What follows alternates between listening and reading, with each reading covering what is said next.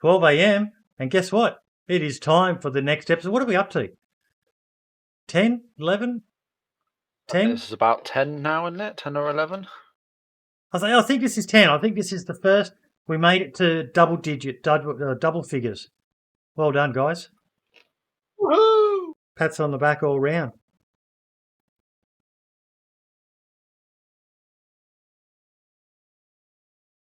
How's your week been, fellas? Hot and sweaty.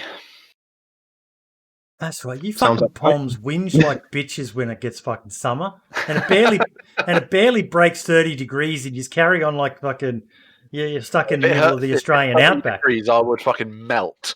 Yeah, it's basically just peaked above 20 degrees and we're all fucking moaning. We're all Pretty much.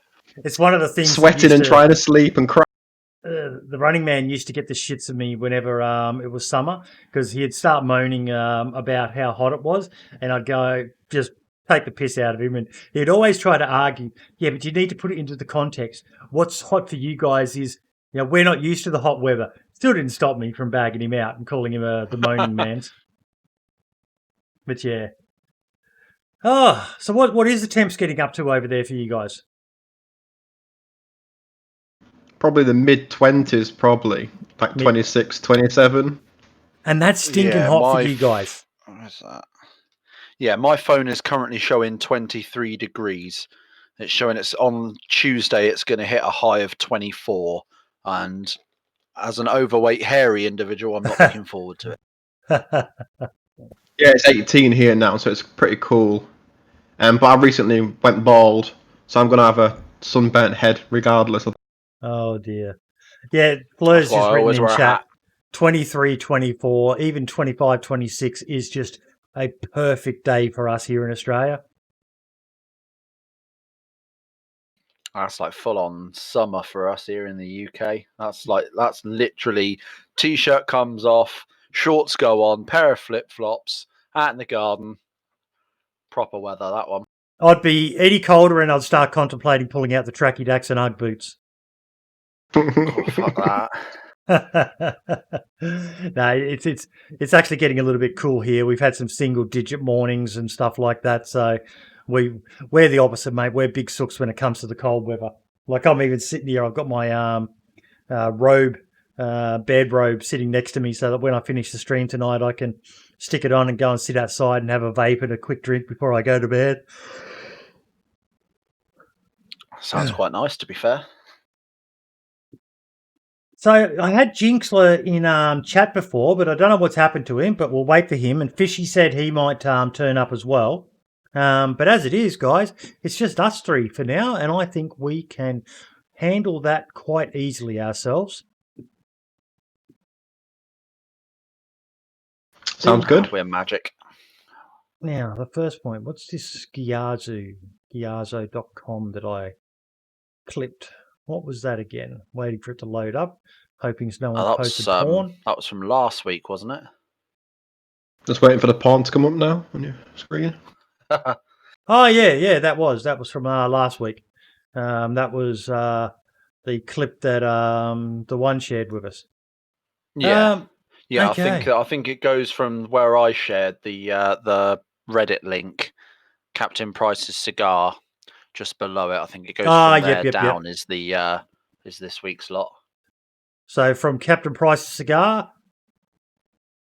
all the way down to the very bottom first of the topic, list. My man. I got to open it back up myself actually, so I can remind myself of what the fuck it was I shared. Oh yeah, there we go. Now I remember.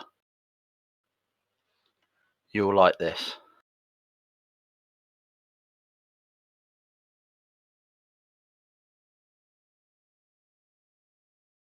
Do I want to click on this? 18 plus? Yeah, no, it's nothing. It's nothing weird or anything. It's something that someone put on the DayZ subreddit. Something that a modder has created and is hoping to get out onto the store soon. And it's not the only one he's done. What's this?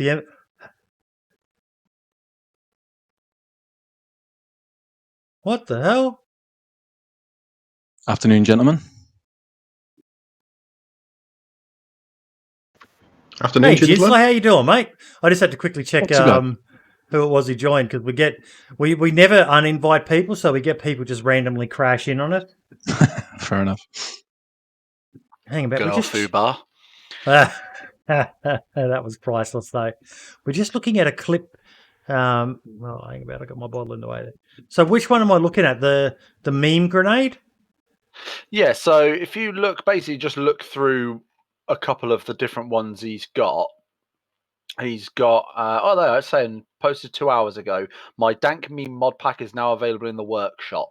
So I didn't realize he had actually done it. I haven't kept up with him for the last week or so.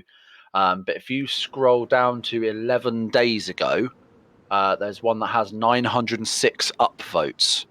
And it's basically, what he's done is he's basically modded grenades so that he can have different versions of grenades. So he's got one that you pull the pin and throw it, and it'll play the American national anthem.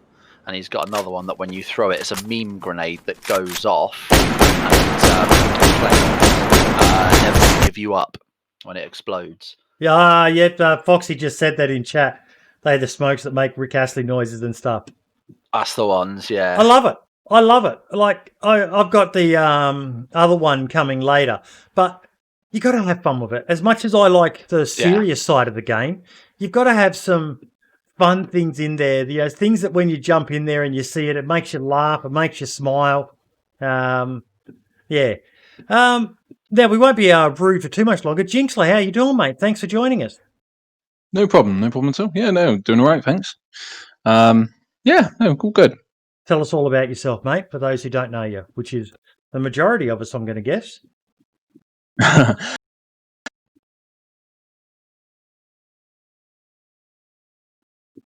What happened then? Hello? Anyone else?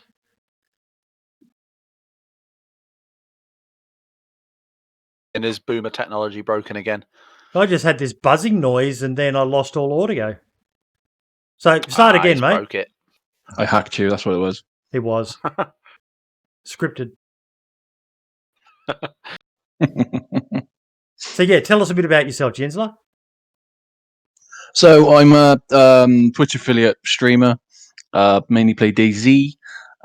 Used to be an admin on an NCRP server on Xbox, but recently moved to the Master Race. So I'm now on the PC. Followed the way of Mike. I've got a YouTube channel as well, which I about 6 months ago I was really into, but just I've lost my passion for it. Really, got to have a bit of got to have a bit of inspiration for that, and no, I've just lost my way a bit on that. There's just a few videos coming soon, but sort of lost my will on that. In real life, father of two, love gaming, always have done since I was a young lad, from the Commodore 64 onwards. Yeah. But yeah, no, I just really enjoy DayZ. Basically, I think it's the only game I've played for about a year and a half now. So I don't think I've actually touched anything else. So that's where I'm at. I'm absolutely stuck here. My wife hates it. I love it. It's I'm a proper addict, real addict. Really, like I said, really enjoy the whole streaming experience. Quite new to it. Only started in January. Just working my way up. I mean, we've got a nice little community going in there. Got the same regulars coming every time I stream. It's really good fun. Not looking to become anything massive, I don't want to be TRMZ or nothing like that. But I enjoy it, and it's a hobby that keeps me busy on evenings. And how are you finding PC compared to Xbox? Oh, it's fantastic. I mean, Xbox is great. I mean, it really introduced me to the world of DayZ after watching videos of, TRMZ and Baby Nades and, all the people that I always thought, God, I'd love to play with them. And coming to PC it's been a total different experience. I always used to dabble in PCs when I was younger. So playing Quake 3 and Doom and all those sort of things. So I always had the sort of mouse keyboard element to my game, but coming from a controller back to mouse and keyboard, I don't think I hit a barn door for weeks. Absolutely terrible. But no, the graphics are so much better, aren't they? The experience is so much better. The community seems a lot better as well. A lot of, it sounds wrong, but Xbox is you get a lot of kids that just want to just see DayZ, see zombies, and they just want to play the game, and then all they do is just go around killing people, which is all part of the game. It's all part of it. But for me, the PC players, true geeks, they absolutely love it. And there is the odd person in there that really annoys me, but it's the whole community seems to be a lot better. Just give me 1 sec. I'm just having a problem with my webcam. Oh man, what do you guys keep saying about me, boomers and?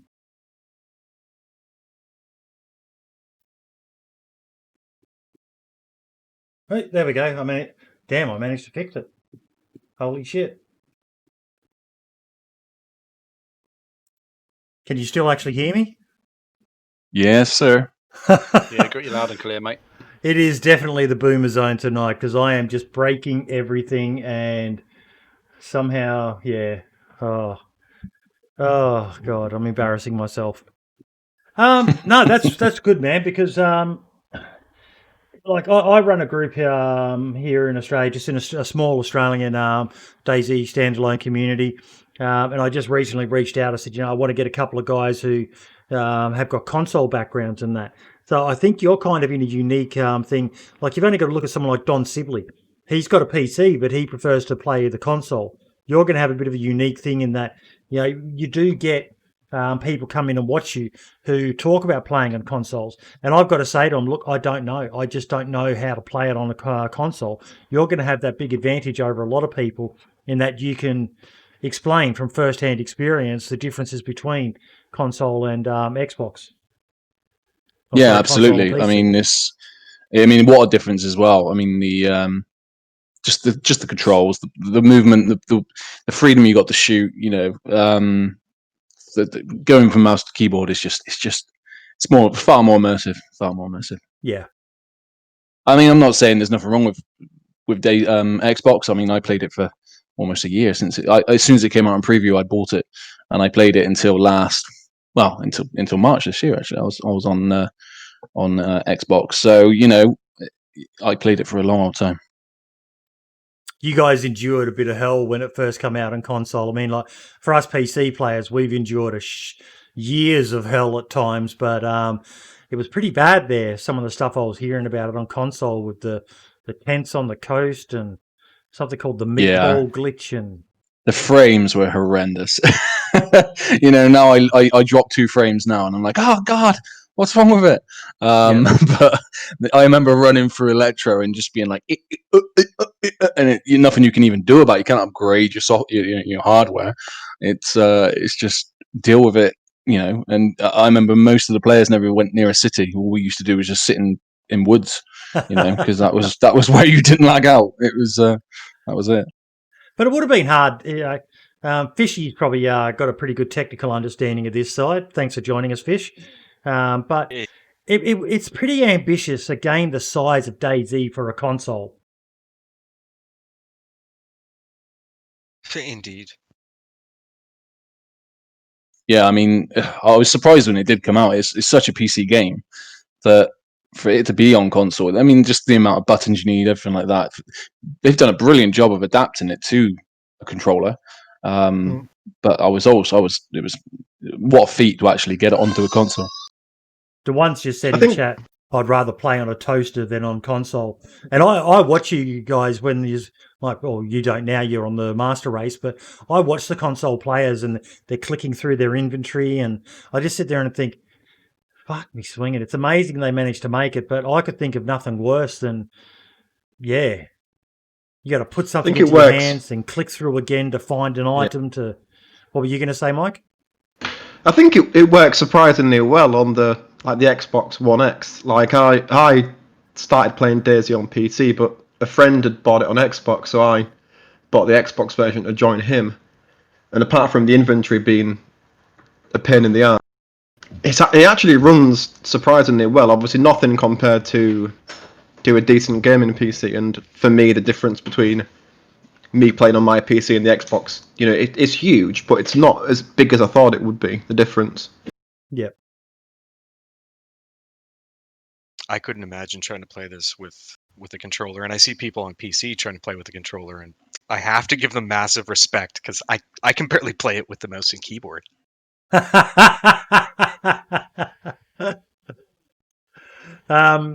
One of the topics I've got coming up later is about Blueberry. For those who remember him, you UK guys probably would be more inclined to remember him. Very well known. He used to play with Mr. Blackout and Jam Jar a lot back in the day. But he's been away from DayZ for a long time, and he's just recently come back to it. And he's just said, DayZ on consoles, ? Yes, mate. It's on the PS4 and the Xbox. And it's brought a massive crowd of people. It's just gone on Xbox. What do they call it? Live or Xbox? Xbox Games Pass. Games Pass. Yeah.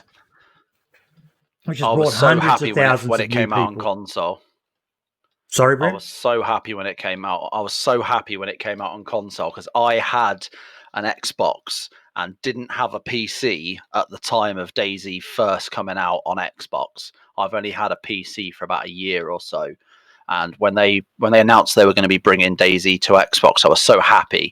And then when they finally released it, it was such a janky piece of crap to begin with. But I was so happy that I was finally able to play DayZ. I was so happy. And then I ended up getting a PC, and I was just like, well, Xbox is in the fucking cupboard now. See you later, mate. So how does it run now? Has anyone played it recently? Blueberry's just asking in chat. Yeah, I played it about 2 days ago, And?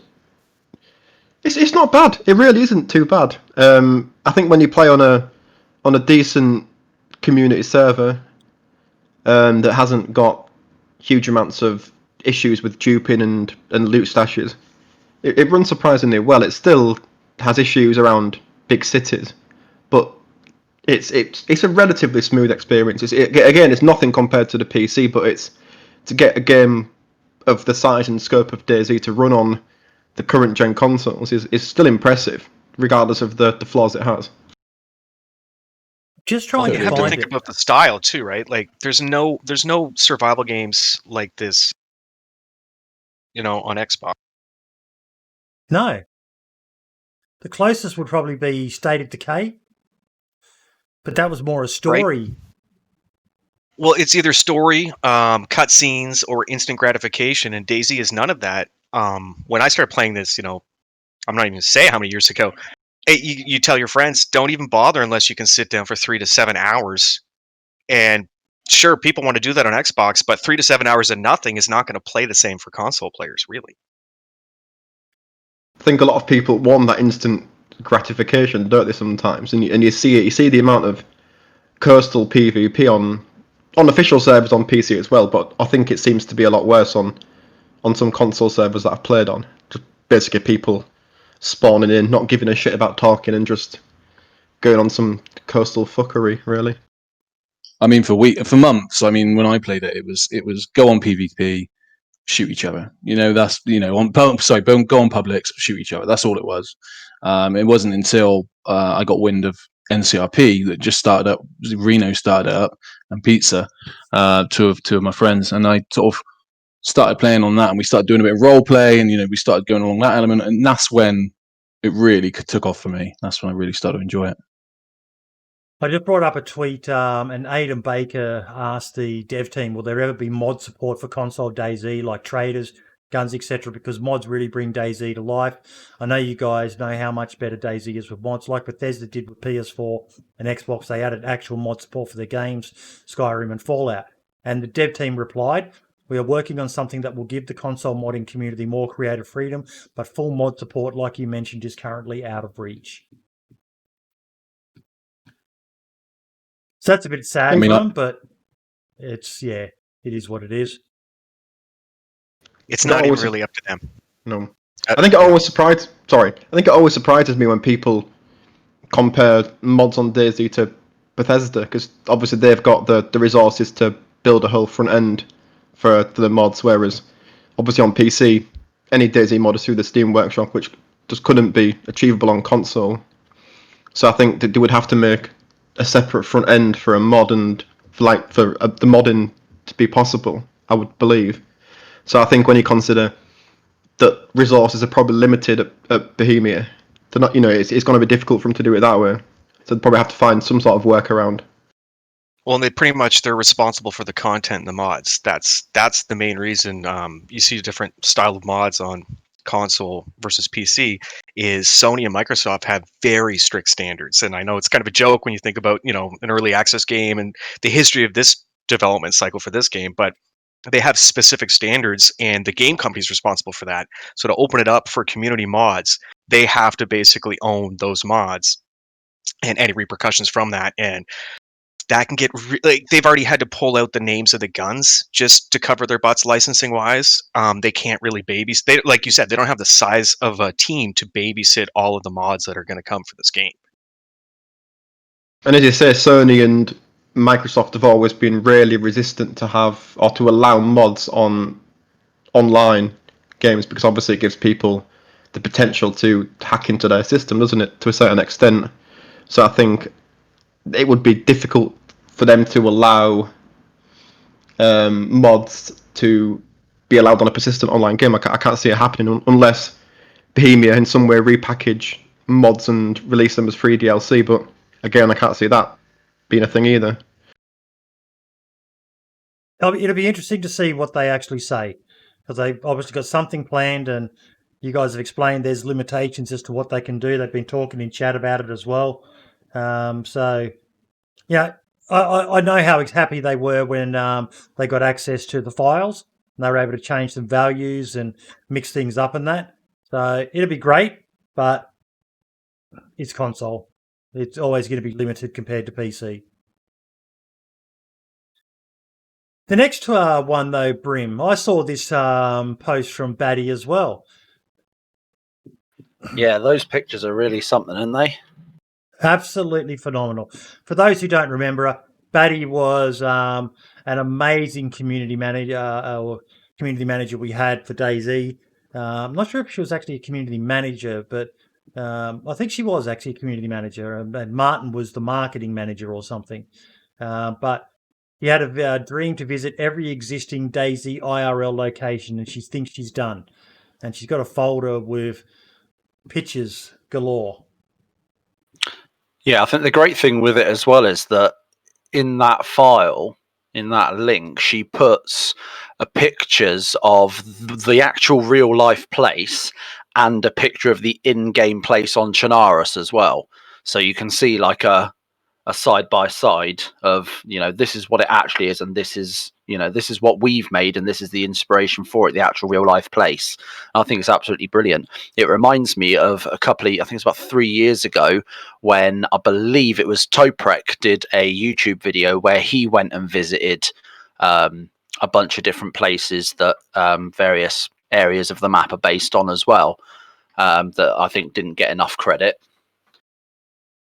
That was fantastic. Yeah, I remember that. It was a brilliant video. It's still, for some reason, every now and then, even though I've probably watched it 3 or 4 times, YouTube's algorithm just goes, yeah, you haven't watched this in a couple of years. Maybe you want to give it another look. And it just shows up in my recommended every so often. Oh, look at that. That one there's very... there's the shape of the mountain in the background where Green Mountain is. Oh, that church. You'd just trip out if you were driving down the road and saw that, wouldn't you? No, the Red Barn. Somebody actually got right up to the Red Barn at Starry. Amazing. Yeah, right there. They actually looked right inside. I think that was in Tope's video. Yeah. Yeah, he in Tope's video, him and the people he was with bumped into the owners of the Big Red Barn in real life. And they said, would you like to come in and have a look, and actually let them in the barn so they could go inside the barn and have a look around, which obviously looked very different in real life to what it was in the game, because in real life it was a genuine barn that they were using for, I think, farming and stuff. But to actually see it was the layout inside with the way it's actually the catwalks on top and everything was actually really cool. Every DayZ player's dream. Pretty much, yeah. I would absolutely love to be able to go and see some of these places. Same. And she's same. got a bunch more images there as well. If you hit the Boydie, if you scroll down on it and hit load 20 more images, she's actually got a bunch more on top of the one past the well. So it's, she's had a really comprehensive list of different items there. I put the link in chat and I'll put it on the video as well, so people, if they missed the tweet, can actually have a look at it themselves. Because yeah, it is. I've watched those videos of Taupe, and I'm pretty sure Renee did one as well. Barely Infected, visiting the locations. Blueberry saying Maniac Mike actually visited Electro in real life and said it was insane. He went up Sniper Hill, took some pics. That'd be a blast, going up Sniper Hill, just sitting there going, oh yeah, memories. Have a Nam moment up on the hill. The next one, definitely on our to-do list. What was this tweet again?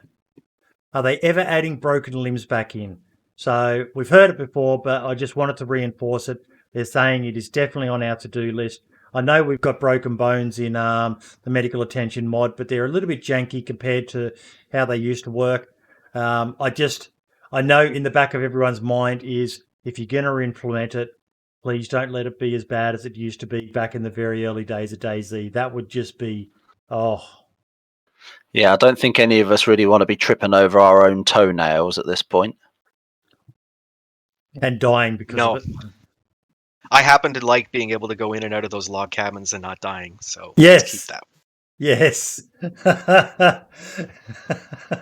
And in the barns, and fall off the edge and not die from halfway down the stairs and falling off, and But I like walking down the steps on the watchtowers and having to crouch to not do too many steps, or you'll break both your legs.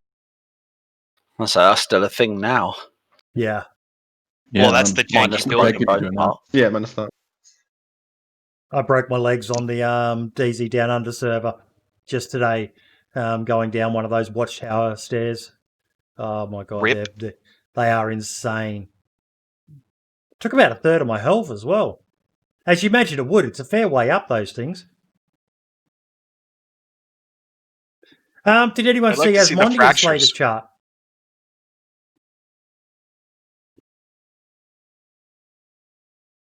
This guy is a god.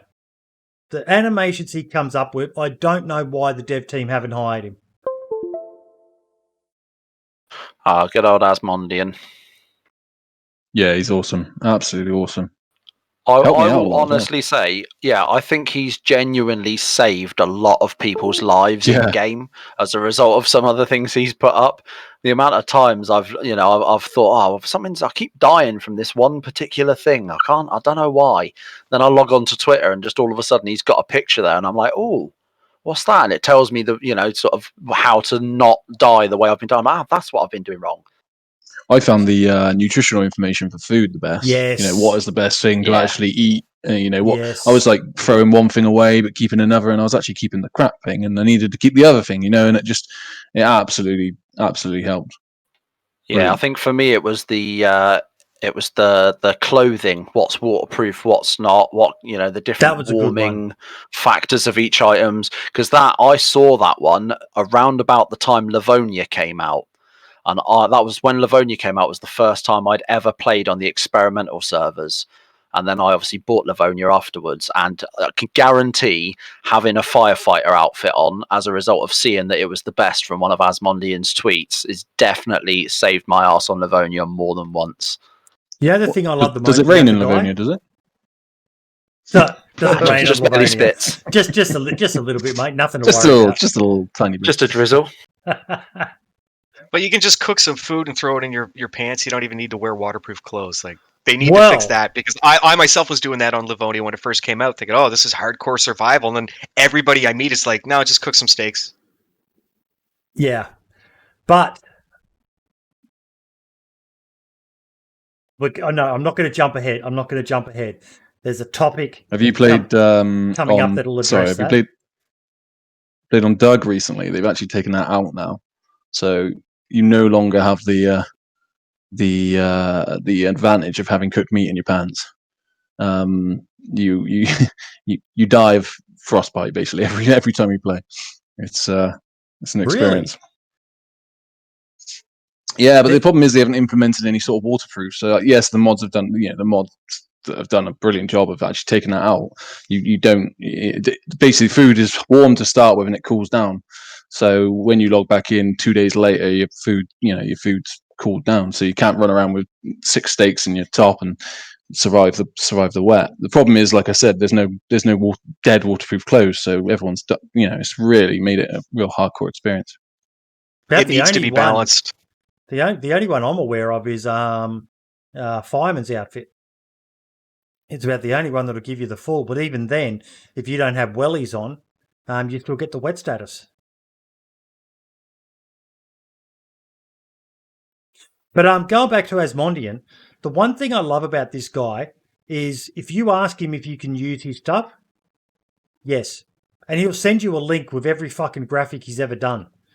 He's one of the most selfless people, the unsung hero of the DayZ community, this guy is.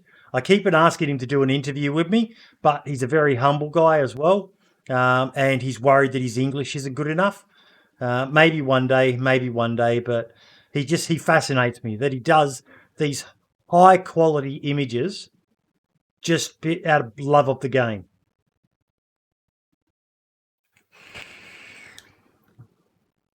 I mean, that's commitment, isn't it? That's a guy who has a passion for DayZ. Yeah. Yeah, similar to Wobo, where he's helping the rest of us be better at this game. Yep. Although I did find it fascinating that Barely Infected said he didn't watch many of Wobo's videos, that he wanted to work stuff out himself, which I respect. But at the same time, I go, man, there's just some shit about DayZ that unless someone tells you or shows you, you're never going to work out, like dynamic spawns. I think it's always cool to find things out yourself, especially with it being such an organic experience as DayZ is. But at the same time, I agree, some of Asmondian's posts have been incredibly helpful for a lot of people. So I'm not against watching them.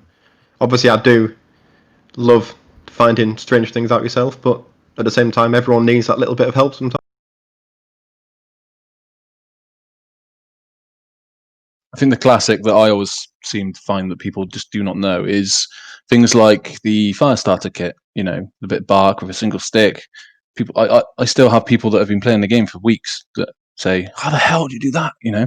And this, they just don't realize that there's no guide, there's no tutorial. I had someone show me, unless you've got these online content things, you'd never know it's there. A bit like the improvised bag as well. When I first played Standalone coming from the mod, I couldn't for the life of me figure out how to pick any items up off the ground. The stuff lit didn't immediately give me an option to pick it up. I had to go into the vicinity inventory to grab. I had no idea, and no one is going to tell you that. No. And yeah, like I watched a video of someone playing DayZ for the first time, and he skipped the tutorial. He was playing it on a console, I think, where they offer you the tutorial. And he said, I don't need no tutorial. Real men don't need tutorials. Real men don't read instructions. And he cursed himself. 6 hours later, he'd finally managed to learn most of the basic things that the tutorial would have shown him. Because DayZ is, like we were talking about before, a very complex game. And I can understand why some people would get frustrated with it. Those who like instant gratification, DayZ is definitely not that game for you. Probably in his benefit, the tutorial on console is shit. It is really bad. It's basically a short video giving you which gives you very, very, very limited advice. It should be that way. Obviously, they've never really wanted to implement an actual tutorial, and they've kind of straddled between the two. It's really useless, to be honest. But I suppose some people may find it helpful. There is like a flip screen, isn't there, that says sort of inventory, pick this up, pick that up. But it's not a video, is it? It's more of a click to see the next screen, and then it just say, make sure you eat, make sure you. It's not anything in depth at all. Okay. And that's all relatively new as well. That wasn't even there until they released on console. They put that into the PC version around the same time. The little tips screen. Oh yeah, the tips. That's screen, the one. Yeah. Yep. Oh, just half of the fun of this game is is discovering stuff. Like you Yeah. said, my whole thing was being lost. I enjoyed being lost and not knowing the Yes. map, and it took me a long time to really learn the standalone map because it's massive compared to the mod. But once you learn it, it's a different game. That's why I've been enjoying playing the DDU winter map, because it just looks so different. I actually got lost, embarrassed myself on stream the other day. Did about a 30, 40-minute run after leaving Steroy and ended up back in Steroy. So I didn't have a compass.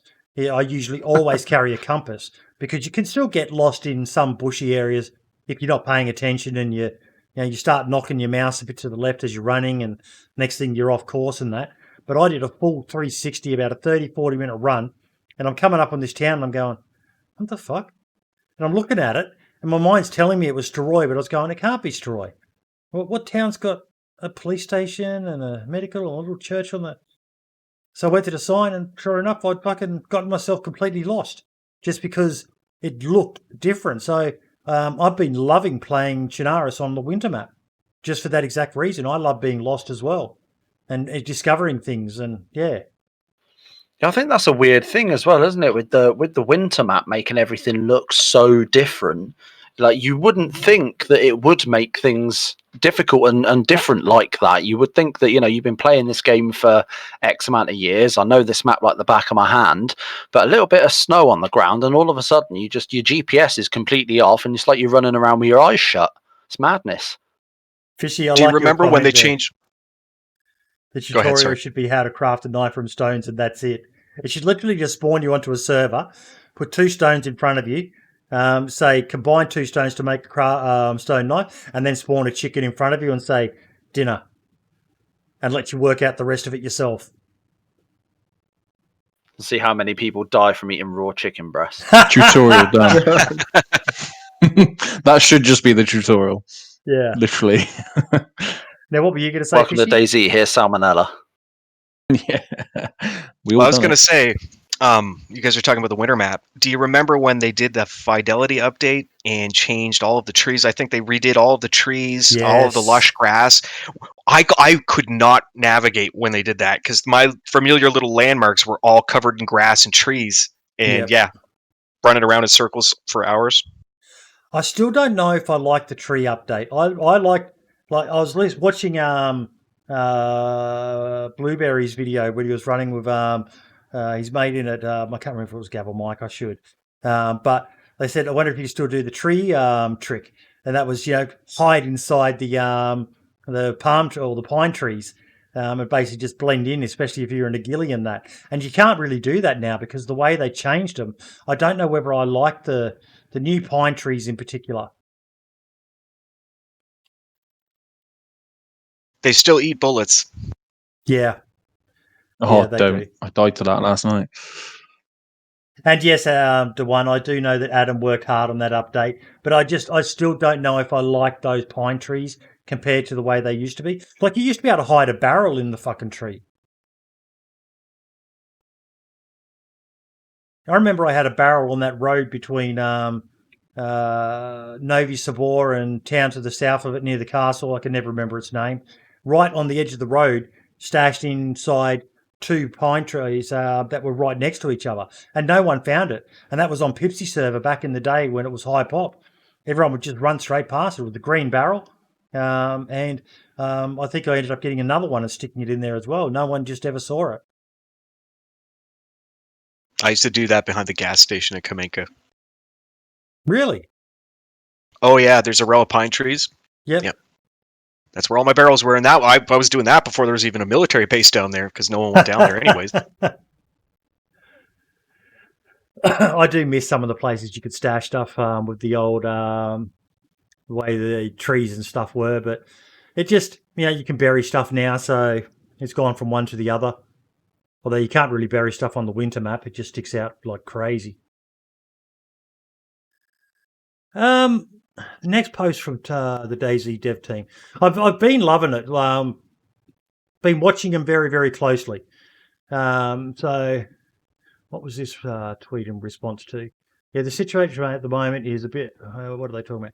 In approximately 1 hour, we will start closing down the free service. Someone said nearly halfway through 2020 with 1 update, then 5 updates this year. You promise seem more unlikely as each day passes. Despite the current world events, we are optimistic. Yeah, the situation at the moment is a bit shitty, but this wasn't the problem, dear Bohemia. Be honest.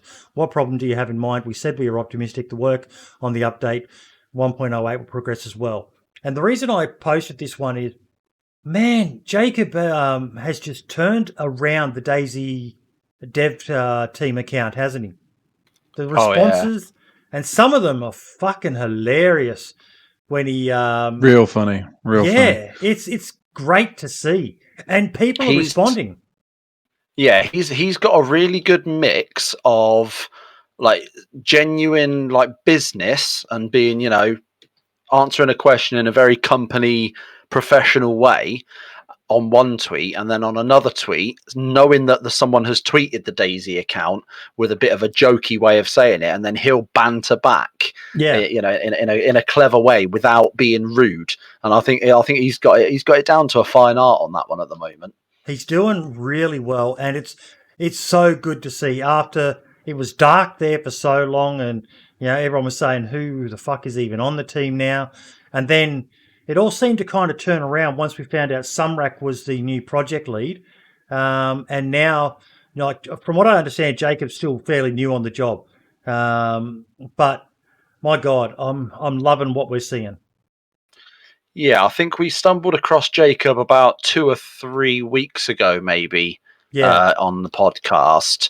And I think that's when I put a link up for the tweet for him I think he introduced himself on Twitter, and on that Twitter post he put that he had only been working for Bohemia at that point for about 3 weeks. So I think, give or take, roughly, I think he's about 2 months into his employment with Bohemia.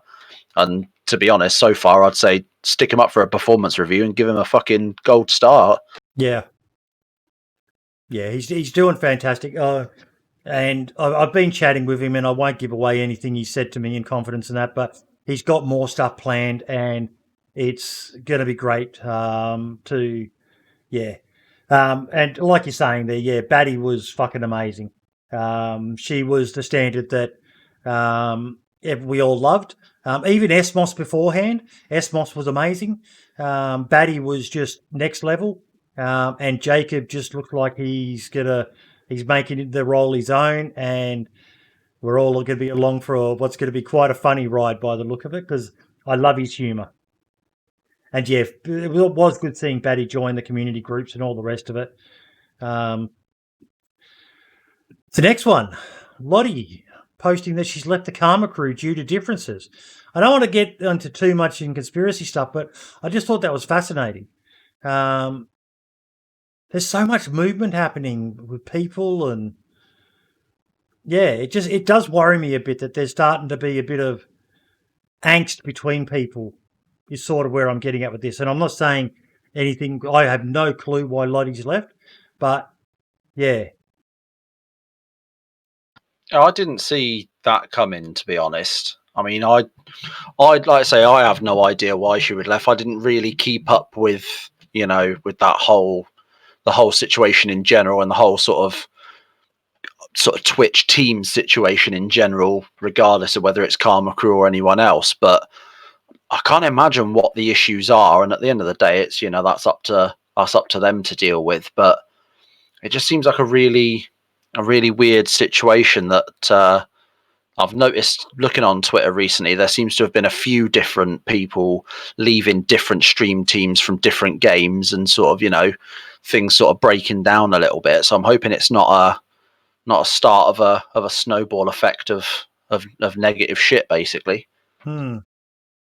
Without going too far into it, I think I have my own feelings and opinions on what's going on with some of these communities. Probably relates to some topics that have already been discussed in previous episodes, but hopefully it's going to have a lot more content. I mean, that's the good thing, the silver lining, more content. Okay. But yeah, I wish her the best of luck, because she's doing absolutely amazing. Her subs, I can't think of anyone else who's the DayZ streamer who's got more subs than her. She's got an amazing little community, and yeah. Blueberry's saying, not going to lie, there is so much drama behind the scenes I find in the DayZ community. For some reason, it's madness. Mate, you're looking at the source of most of it right here. Boydie's definitely the start. It's definitely a shit stirrer. I jokingly You're not going to make replied, friends. Hey, I said you're not going to make friends if you keep shit disturbing, but it's really interesting. I've got all the friends I need, mate. I'm 47. I'm happy sitting at home and talking with people on the internet. That's my life, and yeah. But I jokingly replied to Rav. I think Rav must have upset someone. I don't know what it was about, and he put a very Boydie-esque tweet out, calling out some people, and I kind of replied to him saying, "Who the fuck do you think you are? I'm the only person who's allowed to upset the entire DayZ community. Don't make me come at you, bro."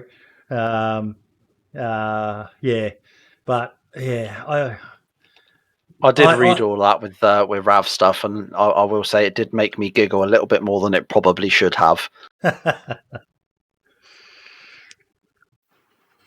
Another one, Mike Doherty tweeting.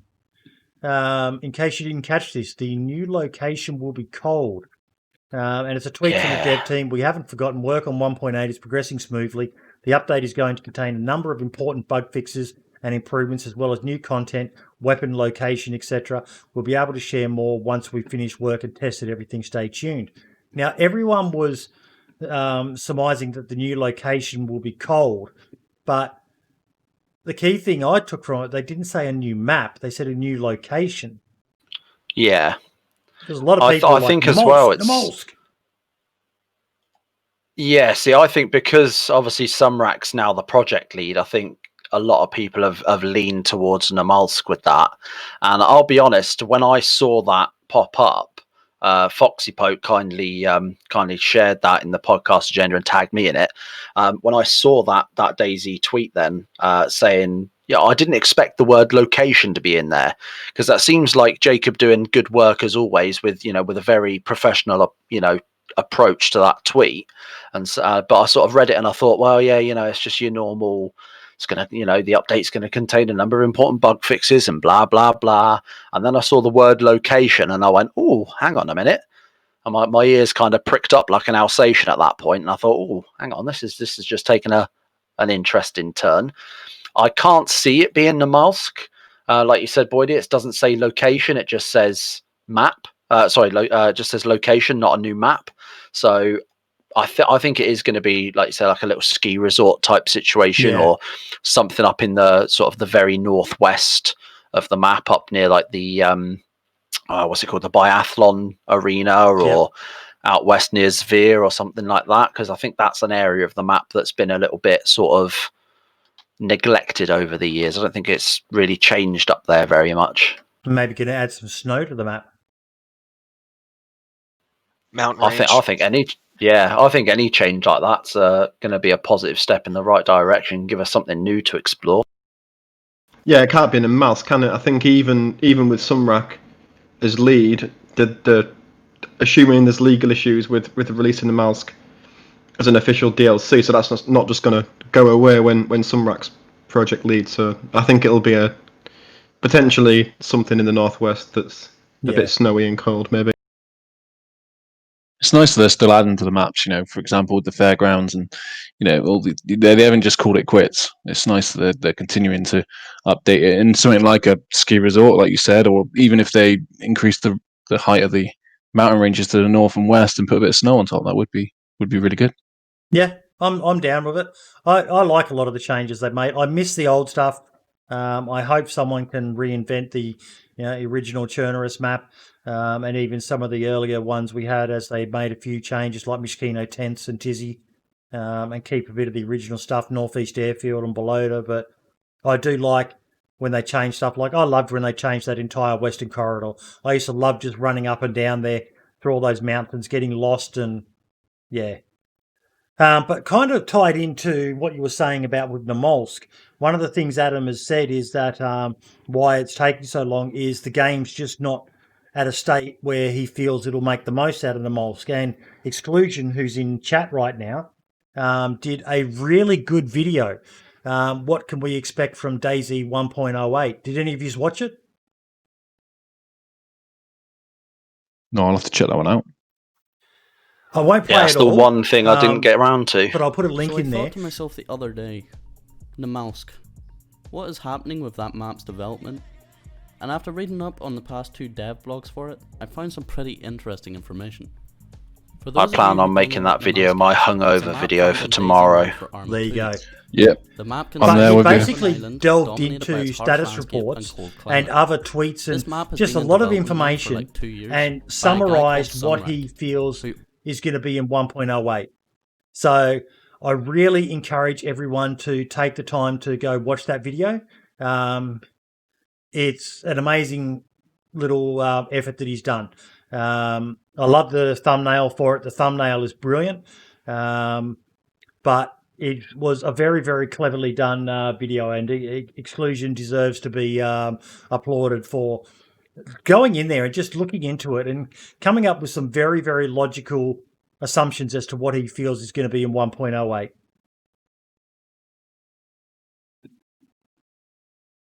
Brian Hicks tweeted about DayZ, and he played on the server that I was on earlier, DayZ Down Under, which made a lot of us Aussies and Kiwis very happy. Gave you a little tingle in your special places, didn't it? Oh, it did. And from what I hear, even Cooper actually ran into him in game. He was being chased by a zombie or something. But it's good to see. Sorry, That's pretty. It's pretty cool that that he's actually going back and having a go and actually interacting with the community as well. yeah. But he was always good for that. Love him or hate him, I know a lot of people don't like him, but I sub to him on Twitch. He streams on Twitch as well. He's a fascinating person to listen to.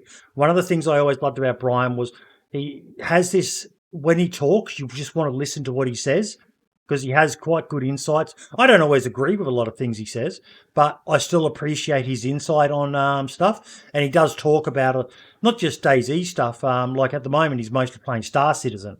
But he talks about a lot of the more technical stuff, but he seems to have a way of talking about it that even an idiot like me can understand. So definitely go and check him out on Twitch. I'll try to remember to put a link to his Twitch channel in the. It's almost like a superpower when you can say something and Boydie gets what it means. Cheeky fucker. Where's the mute button? Okay, now the big topic. The big topic that Fishy came out of retirement to talk about this one. So I'm going to let you go first, Fishy. I'll start with the tweet I put up. So I had a discussion in my Discord with someone, and it was the same old DayZ is dead. It's never going to be finished. And I put a tweet out, which could have been probably worded, as with all of my tweets, a little bit more, a little better. But, okay, so I had a discussion in my Discord with someone who stated that DayZ will never be finished. What do you think on this? And more importantly, what do you consider finished to even mean? Me, that we have everything that we had in 0.62 will suffice for me. And that's just my personal opinion on it. The poll was probably pretty ordinary, but Fishy, what have you got to say on it, mate? I know you commented on the post.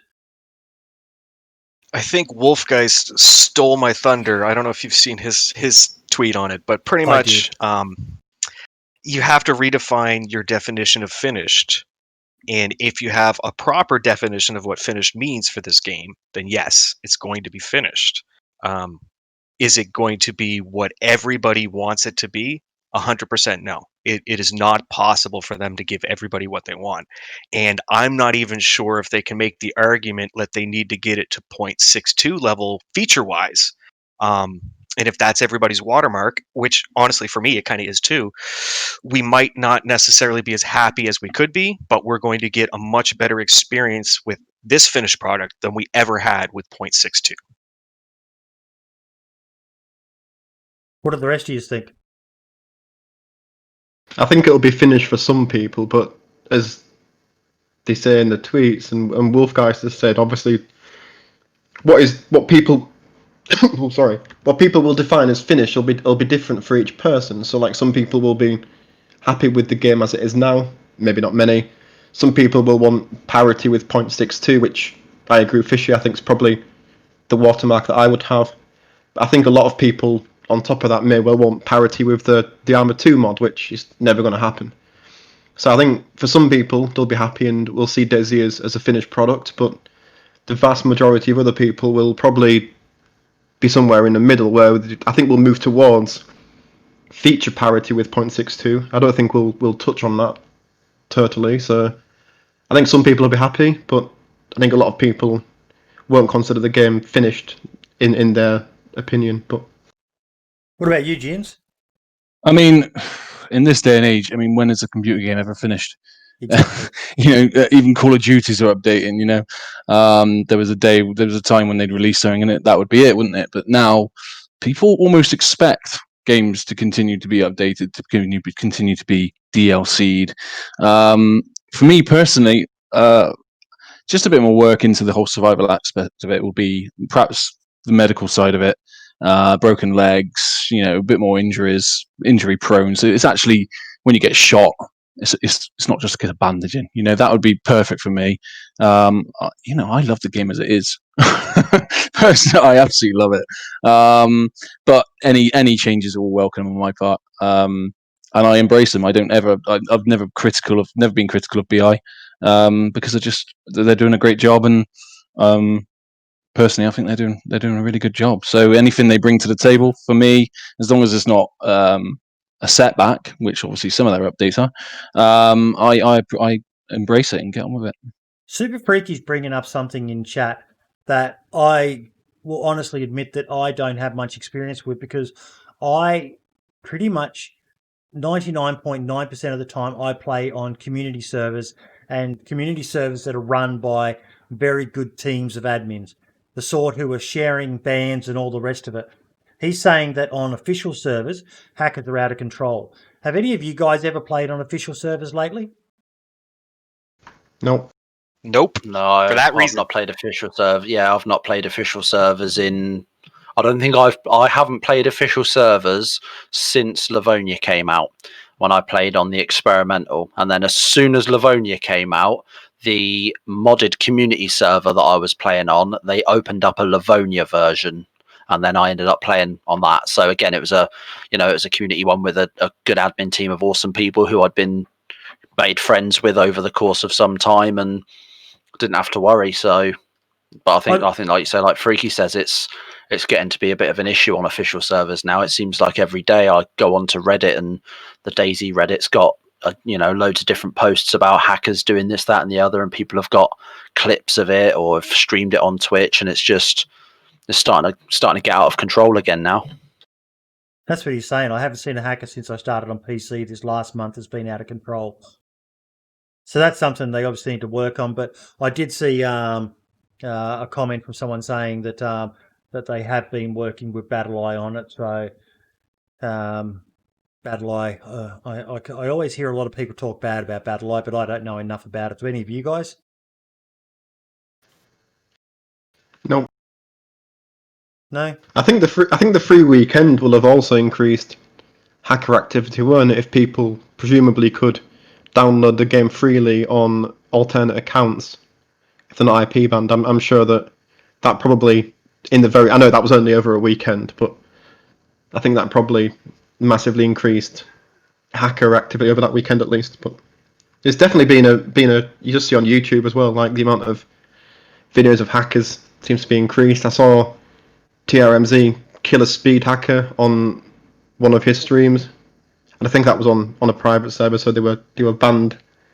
But I think there's still hacker activity more and more, even on community servers. I know they all share ban lists, as you say, but I think they're still fighting against a tide at the minute.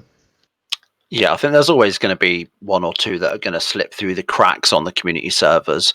But I'd be interested to know whether there's any possibility for Bohemia to do what Activision has done with Call of Duty at the moment, and has had a lot of updates for security against hackers, because obviously Call of Duty Warzone being so incredibly popular and being free, you don't even have, if I'm not mistaken, and if I am, feel free to correct me, but I don't think you even have to have the main Call of Duty No, I don't game. I believe you think do you either. can just get I think you can just get Warzone as a standalone on its own. So they've got a massive hacker problem on there at the moment, but they've recently changed it to where you need two-factor authentication.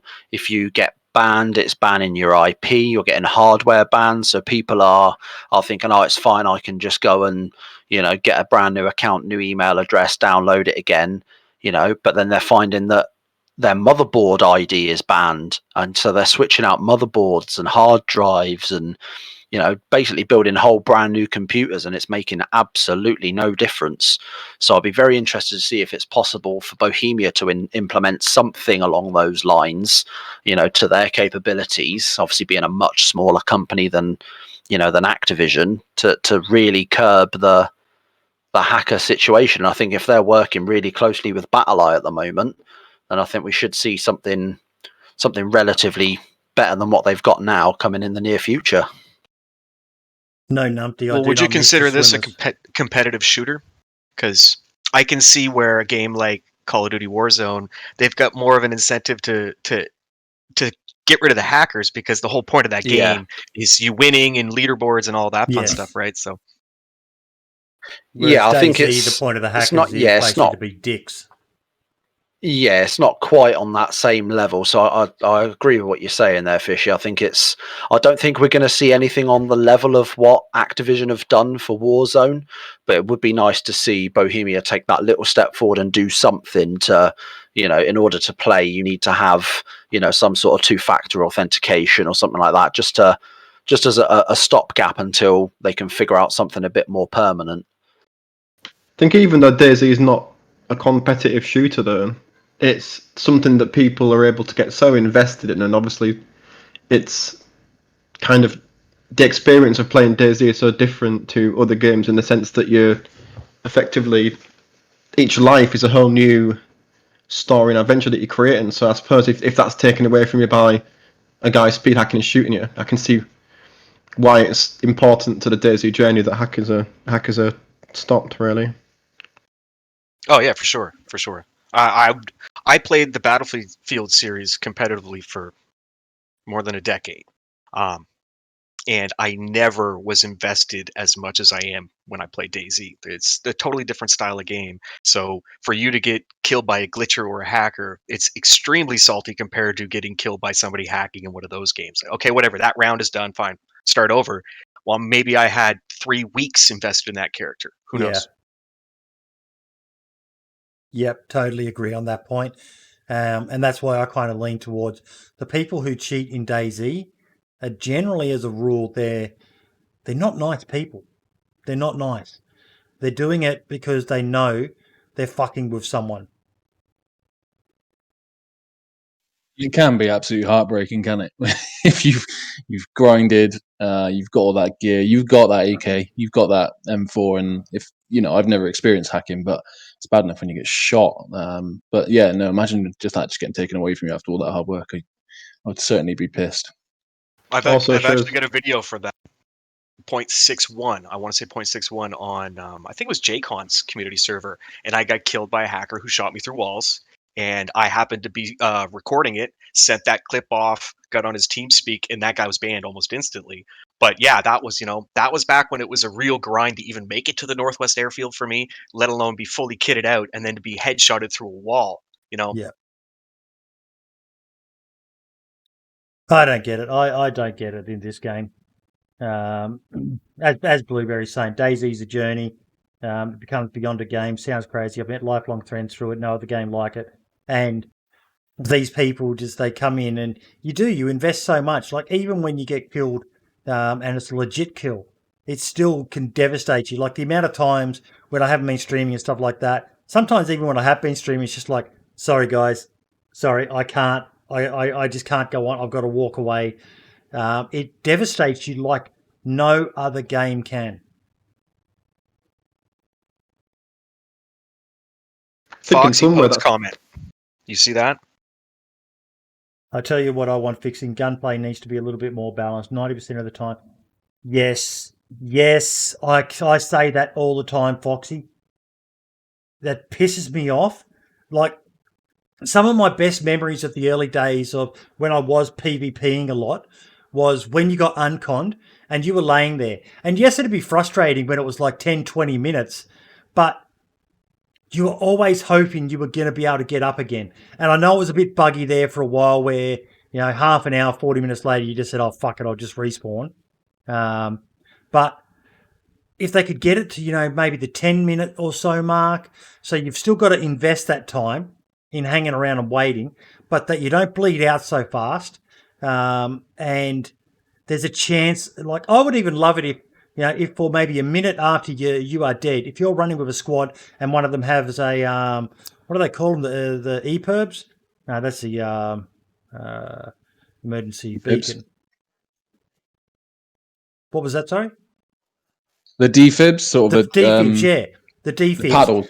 If they can get to you in time, they can bring you back. Like, that's just me personally. I think there should be a way to try to save, maybe exclude headshots, but if it's a bunch of shots to the bullets, to the body, a chance that you could revive a teammate. At the moment, it's just you die so easy, and it really saddens me. I agree with what Fox is saying as well about zombies aggroing on you if you're uncon. I think that saps so many potentially great interactions because you haven't shot anybody yet, you've gone uncon and zombies kill you. I think that needs tweaking as well, quite severely, really.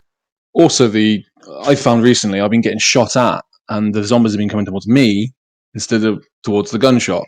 I don't know what that's about. When obviously they usually go towards sound. They're nowhere near me. They're on the other side, across the courtyard. But because I've been shot at, they seem to be coming towards me, which I don't know if that's something to do with the throwing mechanic. When you throw something, they go towards the item that's being thrown, and that's interrupting with the bullets. I'm not sure, but I've been finding that quite a lot recently as well. They've got some major audio issues with the game.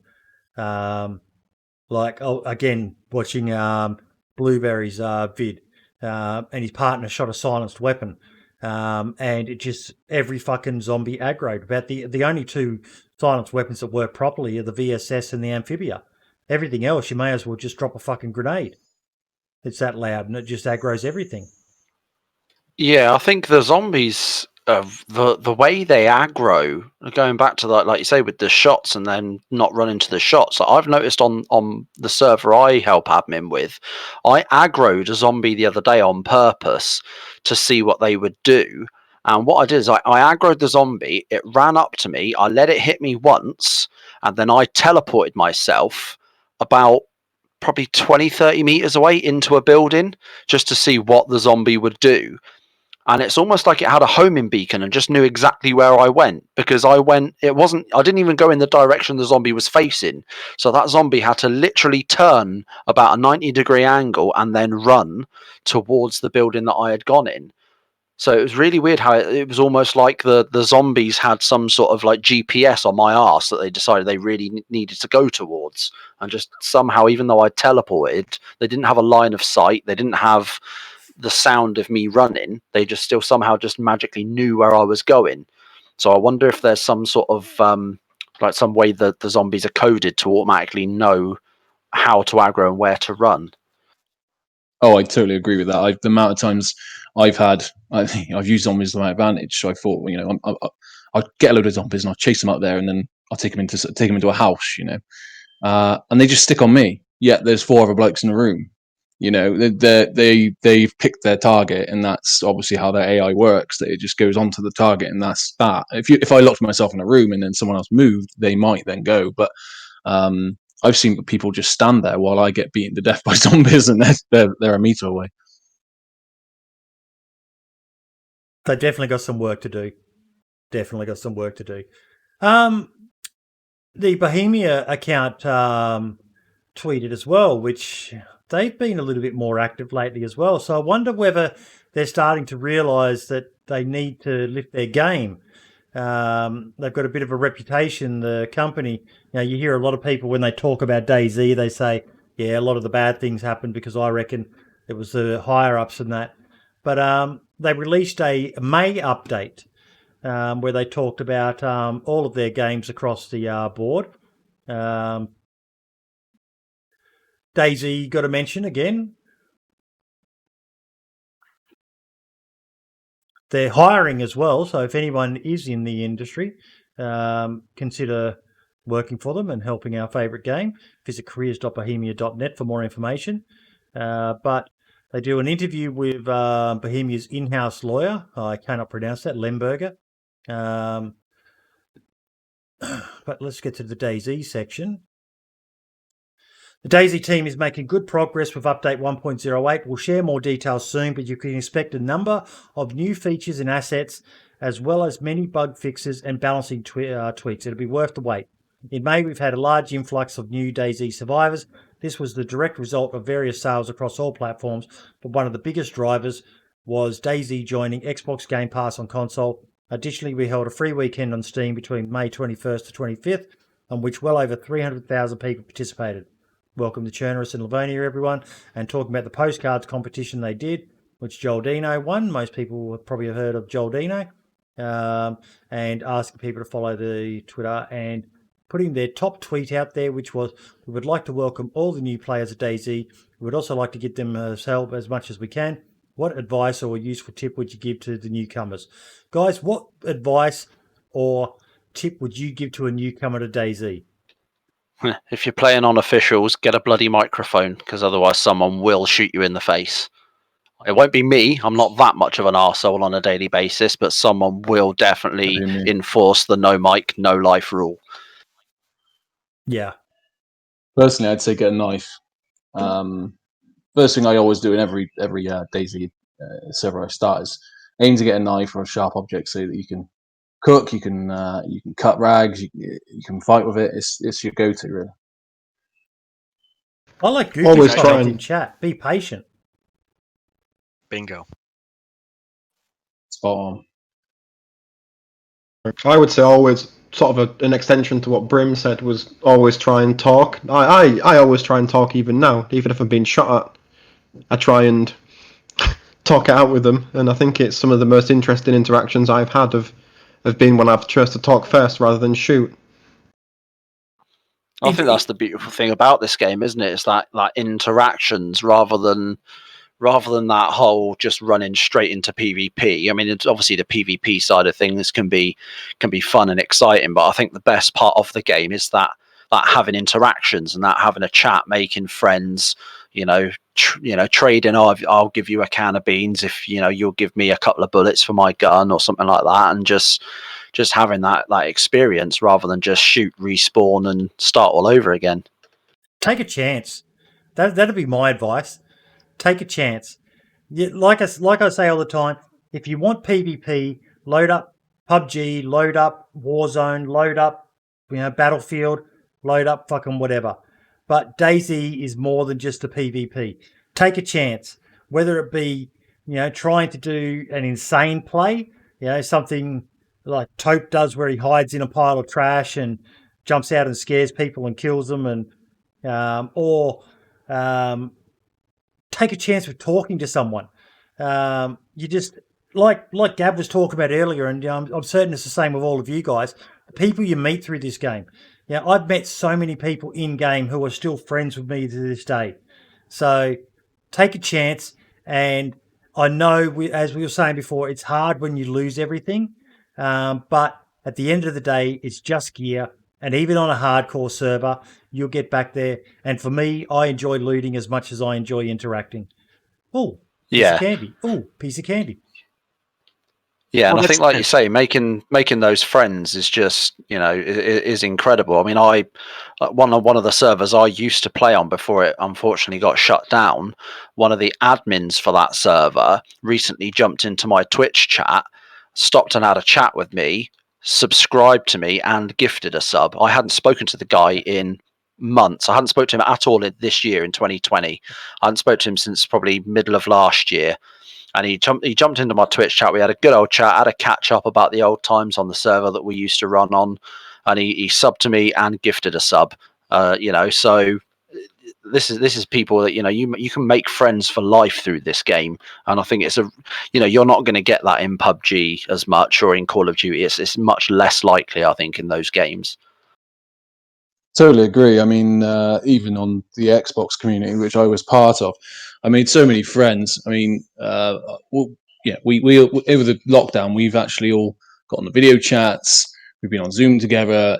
I've introduced my kids to them. We got some that are in England, some that are in Scotland, some that are in Indiana. Some in America, some that are in Austria, and we all meet up, go on Zoom, have a little chat. And these are people that I've played a computer game with. It's crazy, and it's a really weird aspect, but it's what this game's all about. Yeah. And it does cross into real life, doesn't it? Like, I know J1nzler just said about the Xbox server that he was on. I met somebody in that server. Well, I think, as you said earlier on, he was the creator, Arena, and he lives like 3 miles from where I live. So it's always strange to meet people that you live so close to as well. I think there's always that crossover between real life and the game as well sometimes, which is really good. Yeah, it's going to be interesting once this whole coronavirus and lockdown thing sort of finishes, and if we can start getting back to some sense of normality and have things like conventions open up again. Like over here, we've got one called EGX, and I know Hellfire went to that a couple of years back, and he met a bunch of people that me and him consider close friends that have now sent us Christmas cards and bought his kids gifts and things like that, like birthday presents and things like that. And he's actually been able to go and meet these people at conventions and made genuine connections and friends with these people that some of them live, across the pond in America and things like that. So it's really something when you can meet someone online and, next thing you know, they become really good friends. I've actually reached out to the DayZ dev team a few months back. I'm going to try it again with Jacob, but if people were paying attention to the comments as I've been scrolling through the Discord to find the next topic in that, I have reached out to him about being a guest on the podcast. But one thing I want to ask him, and I would love to know what you guys think of it, but could you imagine if they held a DayZ con? Ooh. They'd probably do it in the Czech Republic, though. Wouldn't care. It'd be an Wouldn't expensive care, flight. man. I'm not going on no plane. I know how long it'll probably be a while now because of this COVID crap and borders being closed and all the rest of it. But once the world gets back to a sense of normality, if they announce the DayZ con, mate, I would be, darling, I'm sorry, but I need about $5,000. I need to book a plane and I need to book a hotel, or I need to hit up fucking Toprek and see if I can stay at his house. Boydie's going to start up an OnlyFans to pay for a trip to DayZ. I would be there with fucking bells on, man. I would just, it'd be my ultimate nerdgasm. I've been to PAX Australia a couple of times and had fun there, but fuck me, man. If they held a DayZ con, oh my fucking god.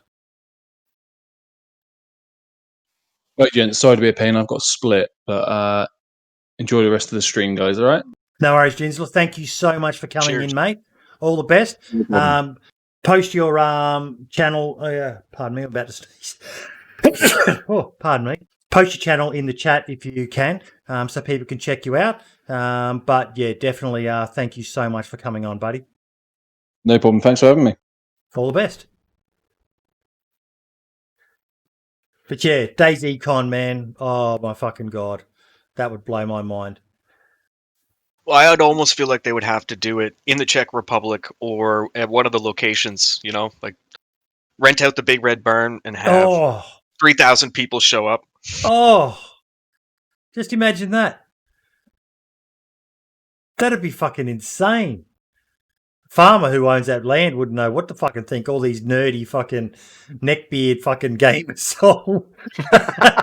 talking about the time they got fucking killed and camping the top of the red barn overlooking starry tents, and yeah, that would be hilarious. That would be fucking. You're definitely hilarious. not perpetuating any stereotypes there, are you, Boydie? Oh hell no, hell no. It kind of goes back to the point before, but I wanted to put the little spotlight on Ariana again. I loved her tweet that she did talking about my post, where she said, "I'm sad to see barely anyone has faith in the dev team. I know it's been a long, long road. New people are in. Most of the originals are gone now, but it's still fighting through development. They will finish it. They got this." I really liked her comment. It was positive. It acknowledged the fact that there had been issues in the past, but I totally agree with her. You know, Sumrak, I've got a lot of faith in Sumrak. Just knowing how passionate the guy is. He made a whole fucking DayZ map, for Christ's sakes. If it was going to be in anybody's hands, I think we should all feel comfortable it's in his. It wasn't necessarily in the right hands, the whole development track, but this is the right guy. Yeah. I'm very excited to see what he comes up with. And again, go back and watch Exclusion's video. He's got some really, really good little snippets of information in there. Link will be in the description of the video, so you can go and watch it and see what he's managed to divulge from having a look at it. Like, I'm rarely an optimist, but I think they'll knock it out of the park with the 108. I really do believe it'll be a big step forward, actually. And I rarely feel that way, but I'm optimistic. Yeah. I mean, I've been quite surprised with the last few updates. I think we all kind of have that sort of don't want to get disappointed feeling every time you don't get your hopes up feeling every time they put out an update. But I think the last few updates they've put out, with the content they've put out and the features, they really have done really well with the last sort of 2 or 3 updates in comparison to the many before. So I agree with Mike there. I think 1.08 is going to be another really good one. I'm really looking forward to see what they can, like you say, with this new location as well. Really interested to see what they come up with. Marx has got a good point there. You see, I think a lot of people are used to getting a full game on release, like Call of Duty. They release a full game every year, and most people get annoyed when they buy the game and nothing much has been added. But if you take a closer look, they have added stuff to the game. They have. They've added a lot to it. They're doing something new. We talk about this nearly every week, but they built a new engine. People like to make those comparisons, right? Oh, well, GTA took this many years, but there's so many differences. These guys started and supported at least 3 different build tracks of this game and kept them going for years. They rebuilt their engine under the hood, not just for this game. That's a Bohemia engine. There's a lot of work that doesn't necessarily reflect into the stuff we see as the gamers. We're finally at the point where that's coming now. It seems to be late because they told us and promised us in those SRs that they would get to a point once they got this engine done and a few other things, that the features and updates that would be hitting the game would accelerate. We're finally in that track. The engine is coming together. There's still problems, but most of the work they've done is under the hood that we don't even get to see. Now the modders get to see it. The guys running servers see it. But us players, we don't really notice it. We complain when it's not there. Yep. Well, the one who just chatted, in chat, he's a modder. And he's agreeing with you. And you're pretty much mirroring what the expansion mod team said to me as well. Like, I had someone comment on a post I made somewhere that the game's dead, modders are the only thing keeping it alive. And I replied to him, and it was someone who's a good friend of mine, and I said, a lot of people think this, but you speak to the modders, and the ones who I speak to all tell me what they do is impossible without the base engine underneath. And I know it's annoying that we don't have the Steyr back, that we don't have the Sporter back, that we don't have the Revolver back, but the more important thing for them to be doing is creating a stable version of the game. And I get the argument that, there's so many things that the modders have brought in that, DayZ should have done itself. Yes, there is. But like you just said, in words that I could barely understand because I'm a dumb fuck, but their most important thing is having a stable game, and Bohemia are known for supporting games where the modders take it to the next level. Armour is the classic example of that. Operation Flashpoint, I believe, even had it. But that's the most important thing for them. They could probably, if they wanted to, roll out gun after gun and so much stuff. But if the base engine isn't working, then it'll be just as bad as we all had a couple of years back, 3 years back, 4 years back, when the game, we still played it, but oh my fucking God, it could be annoying.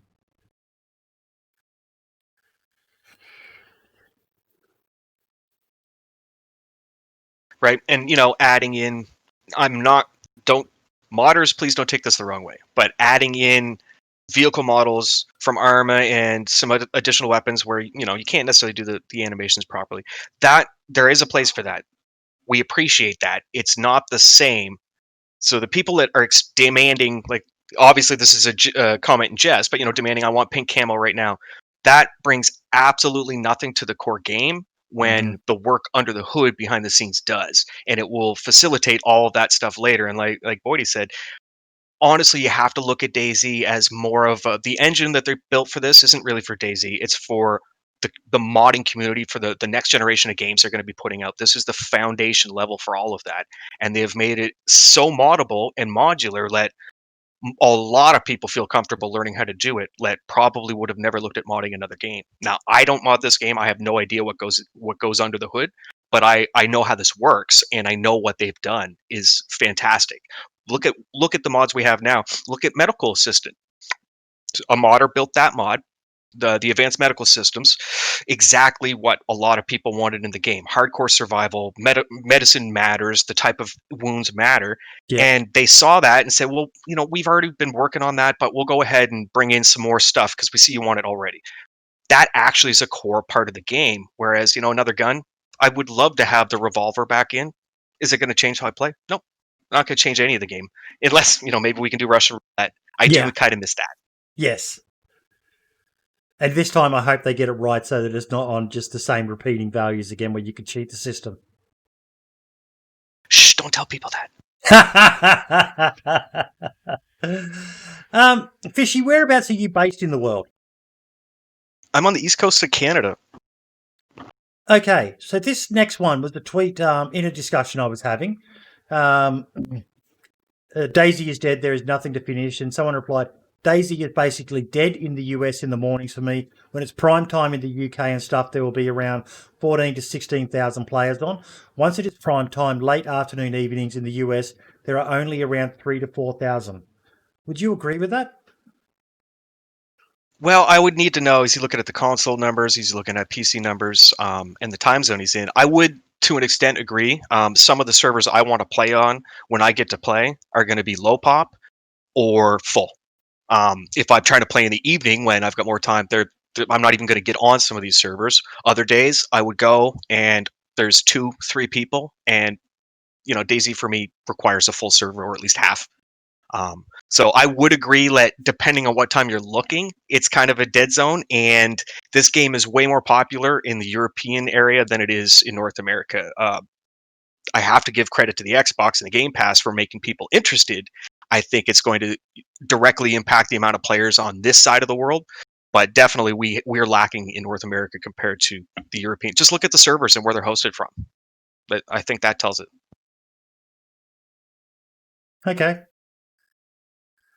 I'll just quickly show this because we were talking about it before. Foxy posted one of Asmondian's images talking about the uniforms and what is actually waterproof and what isn't, and what's water resistant and what's cold protective. And yeah, the firefighter, the NBC outfit, which has got fuck all inventory space, dry bags, combat backpack, waterproof 100%, and a bunch of masks and helmets there, and the wellies. But that's what a lot of people forget. The hat you're wearing and the shoes you're wearing do impact you. Yeah. I think that firefighter outfit as well, it comes in 2 different colours, doesn't it? It comes in that sort of lighter yellowish mustard colour, but it also comes in the black one with those yellow accents on it. But it's just so I think generally heavy. it kind of looks, it's such a heavy thing, which if you're playing on the official servers and you're not, or you're not playing on a community modded server that's got unlimited stamina, it is a bit of a ball ache. But I think when it comes to like Livonia, I think an outfit like that is almost 100% necessary, because it's just sometimes the downpours can just be so horrendous. And I think it's just such a, I think it's personally for me, it's, everyone's tastes might be different, but I think it just generally looks like a pretty cool outfit anyway. And it's nice to see that, there is another outfit like that that is not only functional, but looks decent. That's not just, everyone decked out in full TTSKO military gear. Yeah, you get an option, right? And the firefighter outfit is pretty much the biggest inventory you're going to find starting off until you get inland, right? Yeah. Yeah. It's nice to have the choice. Do I want to run around with very little stamina, but I'm waterproof? I'm not going to die from the flu. Or do I want to run and get the lighter clothes, have a lot of stamina, but if I am out in the rain for 10 minutes, I'm going to die? I think that's part of the beauty of the balance. I used to run around on DayZ Underground wearing the fireman's outfit back in the day. And when people would ask me, "Oh, are you a fireman?" I go, "No, I'm a stripper."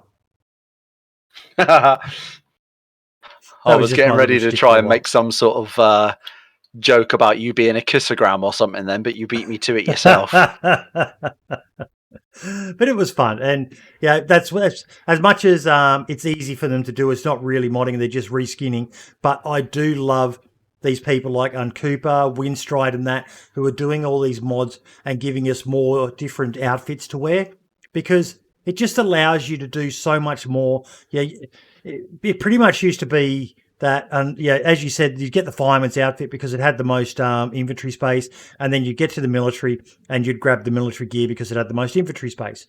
Whereas now, thanks to a lot of these mods, there's civilian-looking clothing, so you don't have to look like Johnny Rambo. That still allows you very high inventory space, so you're not having to basically look like a threat to everyone by running around dressed like Johnny Rambo. Yeah, it's weird, isn't it? How the outfits kind of change your perception of when you see another player. Yep. Like if I was to run, through any town in, up north somewhere, for example, like let's say, for example, Vavlovo, if I was just running there and then I saw someone who had like an M4 on their back and they were decked out in Gorka military gear or TTSKO gear or whatever else, I would be far more hesitant to approach them than if I saw someone in a firefighter's outfit, even if they had the same weapons, and even had the gun in their hand. I think I would still be very hesitant to, to speak to anyone if they were dressed in full military gear. Whereas any other outfit, I'd almost be like, yeah, why not? Fuck it. What's the worst that can happen?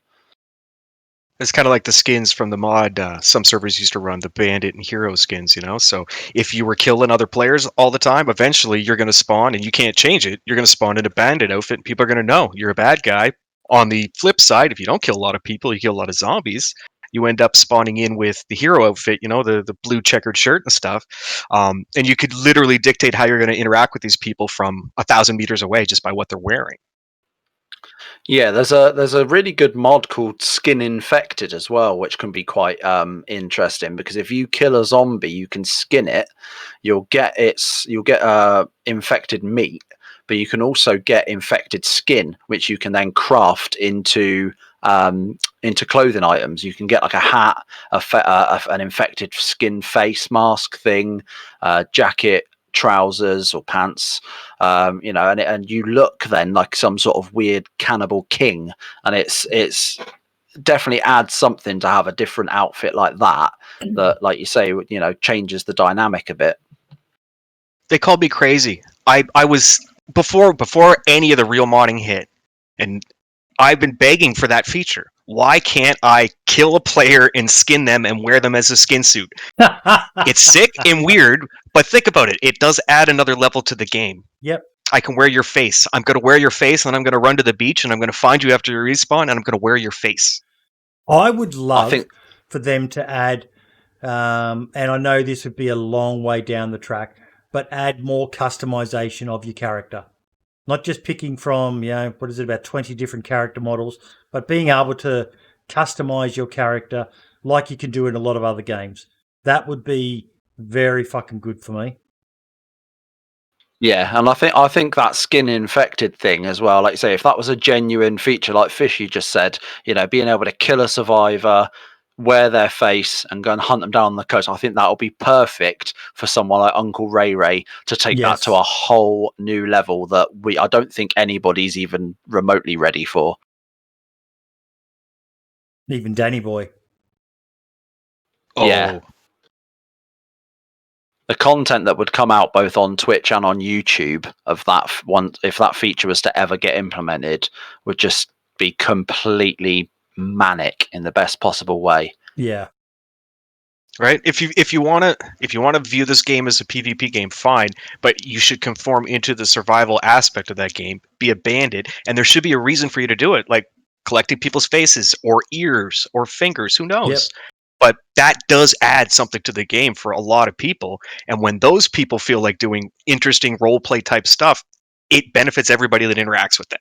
Okay, we've got a modder in chat. DayZ1, there's a mod for you, mate. An ear necklace. Work out a way that you can cut the ears off of a body. So instead of when you skin it, instead of getting all these chunks of meat, or maybe as well as getting these chunks of meat, you get an ear and you create a necklace that you can thread that ear onto. So for the bandits out there, they can carry a necklace of ears. I fucking love that idea. I really do. I wouldn't do it, but hats off to anyone who's willing to do to wear that necklace, because everyone's just going to look at you and go, "You're a fucking psychopath. I'm going to kill you." Or maybe you can have it so that, like you say, you skin a body, you get an ear, as well as all the other various meat and what have you. But then you need to combine it perhaps with a piece of rope or something like that in order to make the necklace. He just said, "How about his balls to craft a coin wallet?" Oh god. Okay, well that's just sick. I'm There's on a board. line and you Why just not? crossed it. Guys, has anyone got anything else to talk about with the future of DayZ? I think it's a topic that we can talk more about, because it's such a big fucking. So many people are complaining at the moment, but I think what you said with what's his face, bloody Wolfgeist tweet, he nailed it. And the thing I liked the most about his tweet was his line that people who hold out for number 3 are naive and idealists and will likely never be happy with a game until they mature as gamers and begin to understand the reality of game development and early access. That was the part I liked the most. Perfect. Yeah, I think Fishy brought up the good point earlier when we were talking about it as well, with obviously with the new engine. You know, this is where we're at now with the way the engine runs and everything. This is getting prepared for the future. You know, this is the ground level. I'm excited to see what comes in the next 5-10 years, so to speak, because I think with the way that, like you say, at that base level now, you can, you know, almost anyone can mod this game and make the changes they want. You know, it's almost like the sky's the limit. And I think there's going to be, regardless of what comes in 1.08, I think even on from there, it's going to be really interesting. I know the expansion guys are getting some really good headway with what they're doing, and I know they've said that I think it was at Thurston we had on as well, saying that he was saying that they've already been told by Bohemian, by the devs, that, you know, we've got a good bit more support for you coming in 1.08, and it's going to be a step in the right direction. So I think it can, as long as the support continues, both on, you know, from a community standpoint, from guys like us, you know, playing the game, talking about the game, but also from Bohemia's side. I think the sky's the limit, and it can only be up from here. Right. I've got one more comment to make on this subject. Yes. And I want to lob this hand grenade into the room before I leave. But I don't think DayZ needs helicopters to be complete. I don't. Me neither. Yeah, I think I agree. I think they don't need it, but they are a nice feature. They are fun to have, but they're not necessary. There'll be servers for them, and there'll be servers that won't need them. Like DayZ Down Under, I don't know whether it would need choppers. It might be good for maybe the UN to have. You know, they can go, but then if you allow one group to have it, you've got to allow everyone to have it. But Super Freakies said something there that I remember them talking about back in the day. Horses. Yeah, I think. No, I can't. Well, I don't know. I did see something on Reddit the other day of actually about someone riding horses in DayZ. Someone I don't know whether it was on a mod. Yeah, I've seen video I saw something about it on Reddit the other day, but I forgot to.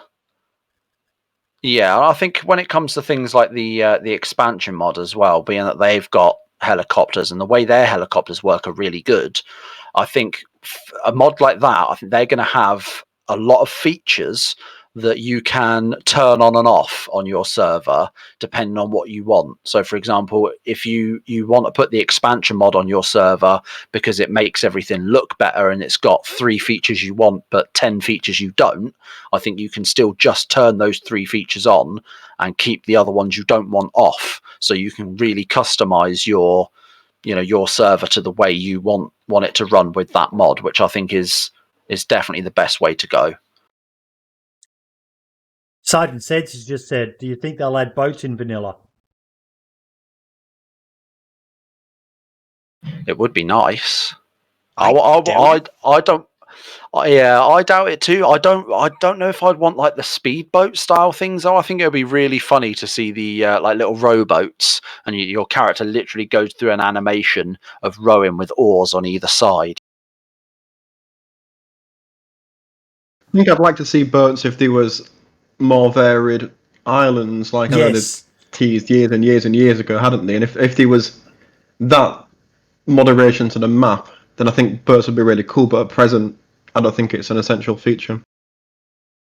Yeah, like Super Freaky's just said, there's enough water on Chernarus, but there's not enough reason to get a boat working.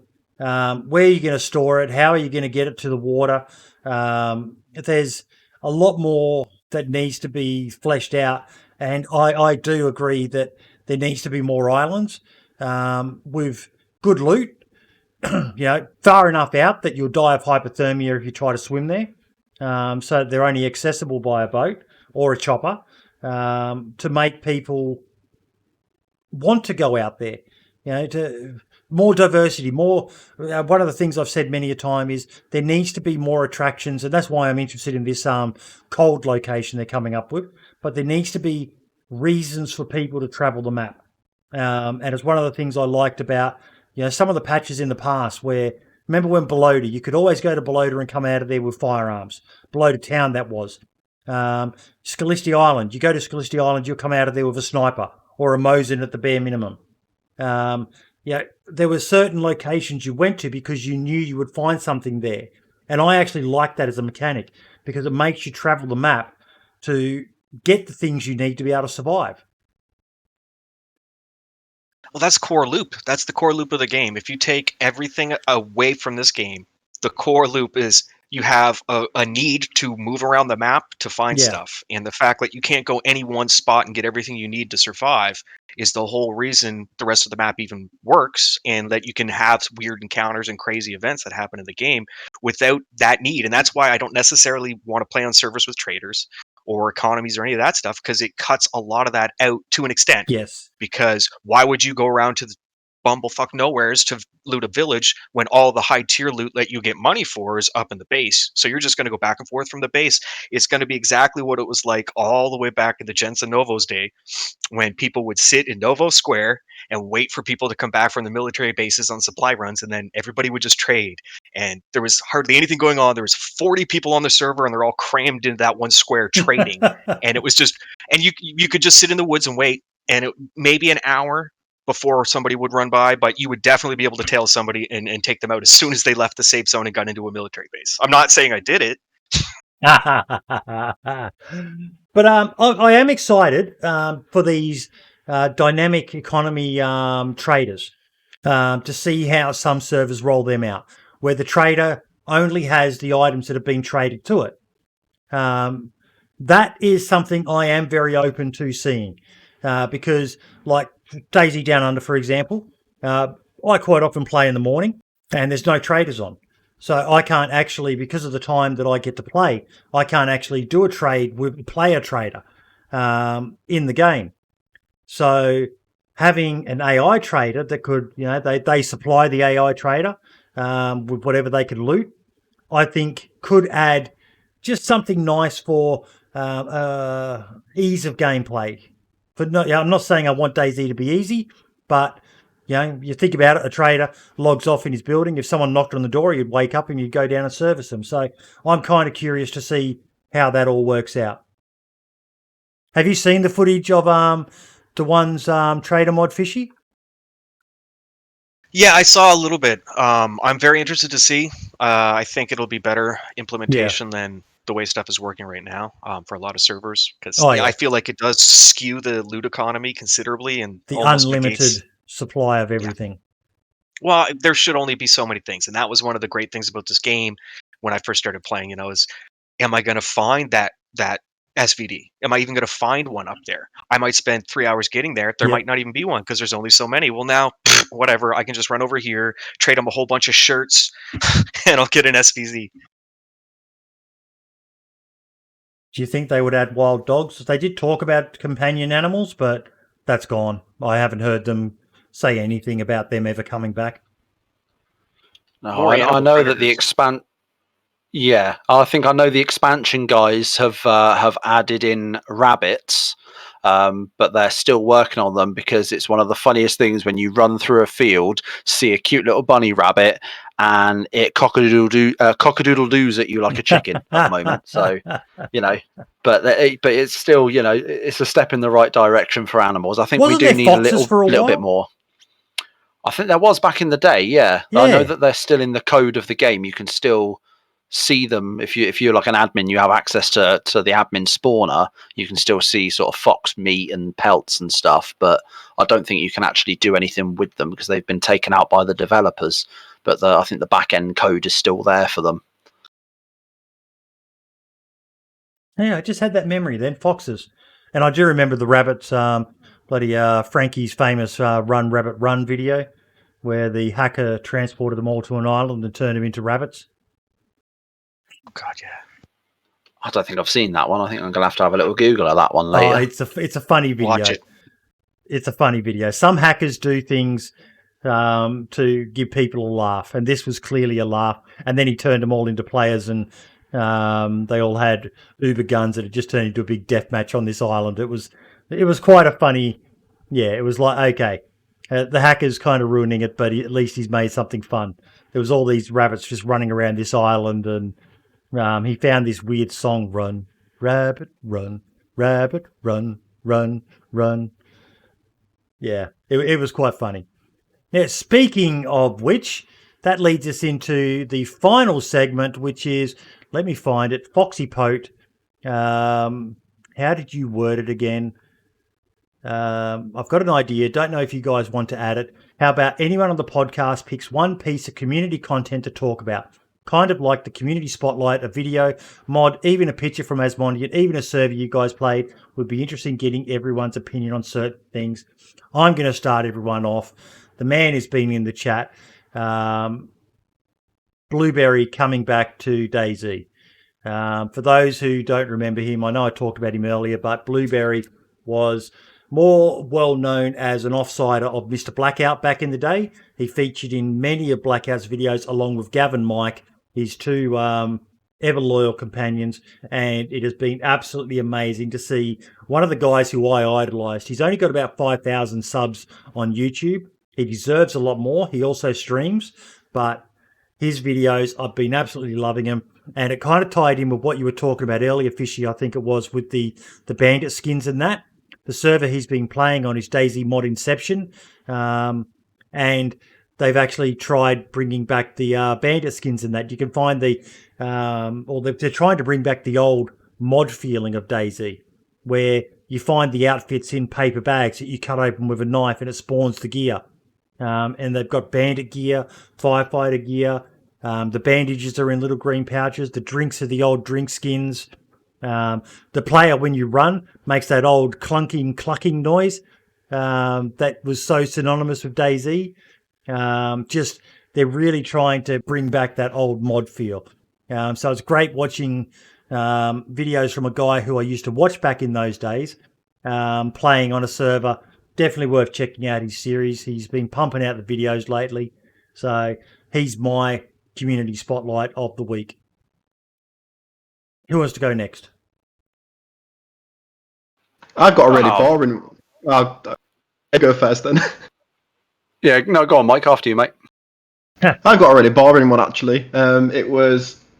I just want to kind of just say how cool the ongoing True Colours events are. I know that everyone's probably aware of that. Yeah, I was in one last week, and it was a really fun, well put together event by HB and people that that help him with that. It was incredible as always, and it was really good fun. So I think it's worth pointing out, even though everyone's probably aware of it, but it's something that's continues to be a really positive kind of bookmark in a DayZ community whenever it happens. Happy Bombs is an amazing guy. He is one of the nice guys of the DayZ community as well. He is I can't thank him enough. He did a very, very nice thing for me, editing a photo of my bird Seppi. But he does something for love of the game, and his True Colours events are amazing. Yeah, I think guys like him and a lot of others are really, they're few and far between. Good guys like him that are just doing it for the love of, the community. Guys like him, Spaggy putting on the events and the hosting various servers. Run, I think they don't get enough. Yeah, I think they don't get enough. Enough sort of love and respect for the work they're doing, because they're doing this not as a job, as a 9 to 5. They're literally doing it free of charge, just to make sure everyone's having a good time. I think we need a bit more of that in the world at the moment. Fishy. Well, I'm going to throw this out there. I saw an interesting conversation. It's a private conversation.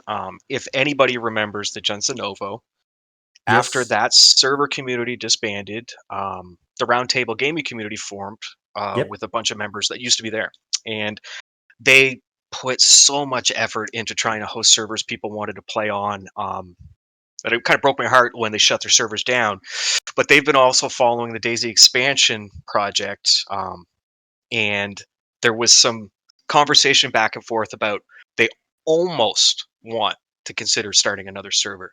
After doing some play tests on a server running expansion, one of the guys that used to spend hours modifying the mods and the server configs said he would almost consider hosting another server when that comes out. And I think if anybody understands what that would mean to have the core great members of the Jensen Novos to actually host a community again, yeah, right. We should really start putting pressure on the Roundtable Gaming community to continue to be a Roundtable Gaming community and show them that there is a point in doing what they did. That community stood out from every other community I've been part of, and it's never really been the same. And those guys love this game more than anybody. I just put Yeah, their Twitter account in chat for people to give them a follow if they're on Twitter. Yeah, I think I agree. I never got a chance to play with those guys and play on their servers, because they sort of fizzled out a little bit, so to speak, before I sort of entered the fray. But I know Hellfire used to hang out with them, used to play on their servers all the time, and made good friends with them. And I don't think I've ever heard anyone have a bad word to say about those servers and about those guys. So I agree, they absolutely deserve a little bit more attention. If, like I say, if they're looking at hosting servers again, that's only good news, really. And they could bring back the Jensen Novo idea, because, from what someone has been in chat before who was one of the Jensen Novo admins, and he said how hard it was to enforce the rule of the safe zone of Novo. They could do it so easy now with some of the mods that are out there. Yeah. So when the Roundtable set up their servers, the whole reason for that was the mods were available that they could actually do the safe zones with enforced scripts instead of you report it on Facebook and then whatever. So I used to be one of the guys in the Facebook group that I would make sure the admins were aware that you got killed in the safe zone. They would go do it. I was technically part of the Jensen Novo, but really it was at the very end when it was like maybe 2 months before they disbanded. But if they could bring remnants back, which was the most hardcore server I ever played on up until Doug's hardcore mod. They were the first ones to run the medical assistance mod. They tried to give the community so much. So it would be fantastic if they would bring the community back. Probably not Jensen Novo, probably not even Roundtable Gaming. They probably want to rebrand it at this point. But if those guys could get involved in this community again, because they still love this game. I know they love it more than I love it. And this game is part of my life, really. I feel bad. I used to play on their server when it was empty, and they got it up to maybe mid pop a few times, but it's just one of those things. People say they want a survival game, and you give them a hardcore server with survival, they don't want it. They want a trader. So you give them traders that are human. They don't want that. They want AI traders. So you give them that. Well, now they want Batmobile and SUVs and probably flying cars, right? So you can never make the community happy. So it would be nice to see some variety out there. Because right now, I personally, when I go to try to play, I'm having a hard time to find a server populated that has the right mix of mods for me, because I don't want most mods. And I Yeah. will look at your list of mods and say, nope, sorry, nope, sorry. That's a very good point, mate. That is a very, very good point. It's hard to please, but thankfully there is such a variety of servers out there. One question for everyone. Sidon Said's asked a question. What do you think or hope will be in 1.08? For me, it's going back to Exclusion's video, but some of the more survival-oriented things that he hints in there, such as temperature. I get the feeling some of them may have already been implemented, though, but changing temperatures, colder in the mornings and warmer in the afternoons, and the decreasing temperature of meat, so you can't abuse the just cooking meat and keeping it on you. I know that's going to be challenging for some of the hardcore servers, but embrace the challenge. That's what I'm personally hoping for. What about you guys? Same, yeah. I want it to be hard. I want to struggle, but I also don't want it to be unfair and random. So some of the servers that try to go really hardcore, the balance is missing. So it's entirely dependent on where you spawn and when you spawn the first time, if you're going to survive or spend the next hour respawning and respawning and respawning. It There needs should to be more skill yeah, based, not RNG. Exactly. Like this nonsense about, remember how you used to find rocks on the beach? And Yep. if you were smart, you say, okay, well, the mechanic is broken. I'm looking at a pile of rocks, but I looked 20 times and I found none. So you would do the glitch. But now you've got to run up and down train tracks and run up and down roads. You might not even find rocks. And then you complain about it. You come into Kamenka, you find 8 rocks on the train tracks. Yeah. Completely random. And if you're not there when you spawn, you're going to die. You're going to starve to death. We've been having that debate on the DayZ Down Under server because it's hardcore, and it's unfortunate, but it's the limitations of the game as it is. But it's all about that dynamic spawn. When I first jumped back onto DayZ Down Under after having had a break from it, there's a clip of me saying it's too hard. It's too fucking hard the way it is. And Spud, the owner of the server, reached out to me and he said, boy, you need to understand the dynamic spawn. I said, what do you mean? He goes, you're running just expecting there to be stones spawned by the game already. That's not how it works, and we can't change it other than to give you stones when you spawn. But he said, get to a town, loot through the town, and then check all the tracks and the train tracks around you, and the rocks will be there. They turn up by you being in the area. It's the same with fruit. It's the same with mushrooms. So the longer you spend in an area, the more of those items spawn, which kind of sucks, but it's a limitation of the game as it is, the way I understand it. Right now imagine you spawn on that server the first time and it's night and it's pouring rain. Yeah. And you've got to deal with looking for rocks so you can cut something, so you can cut into food and eat, let alone you're going to die. That's a RNG. You're fucked. That I don't know whether there's much you can do about it. It's just kind of like you've just got to suck it up and go, okay, I can't spawn now. I've got to log off again, go play something else, come back in an hour, because it should be deadly nighttime pouring rain as a freshie, and it's kind of shit. But if you make it any easier, then it's going to be too easier. The big thing for me is I want to find a server that balances the long game. It's easy to make it hard for a freshie. What it is hard to do is make it hard for someone who survives the coast. Because once you get that essential gear, you're pretty much set. Once you've got a knife, a sharpening stone, DayZ Down Under has done stuff like they've reduced the durability of items. So like sewing kits, I was stunned when I jumped onto another server and I used a sewing kit and it only took 10%. On DayZ Down Under, you get 4 uses out of a sewing kit. I fucking love that. I thought that was normal. And then I went onto a vanilla server and it was, what the fuck? 10%. I thought it was 25% usage. So little things like that really help. But Now, can you Sorry? finish? Go ahead and finish your thought. No, you've derailed it. I've totally, sorry, forgotten man. what I was going to say. That's all good. There's a bit of a delay. I'm not doing it on purpose. I swear to God. No. But is there a way, now maybe this is a question for the modders in the chat, is there a way to tie that with the length of life of your character to say, okay, you're freshy, so you're not going to take as much off of some of the items that you're using up until you established yourself, you've been alive for so many in-game hours, now you're going to take 20% off of that sewing kit, now you're going to take 50% off of that roll of bandages, something like that maybe. The one is saying I love that idea. And he because that to me is more of a reason to stay alive than a beard. Yeah. The soft skills that they talked about. The longer you're alive, the better you get with stuff. And there's a challenge. You know, the longer you're alive, there is a challenge that presents itself that wasn't there at the beginning. So if you get a magic spawn, you get everything you need in the first 10 minutes, which happens.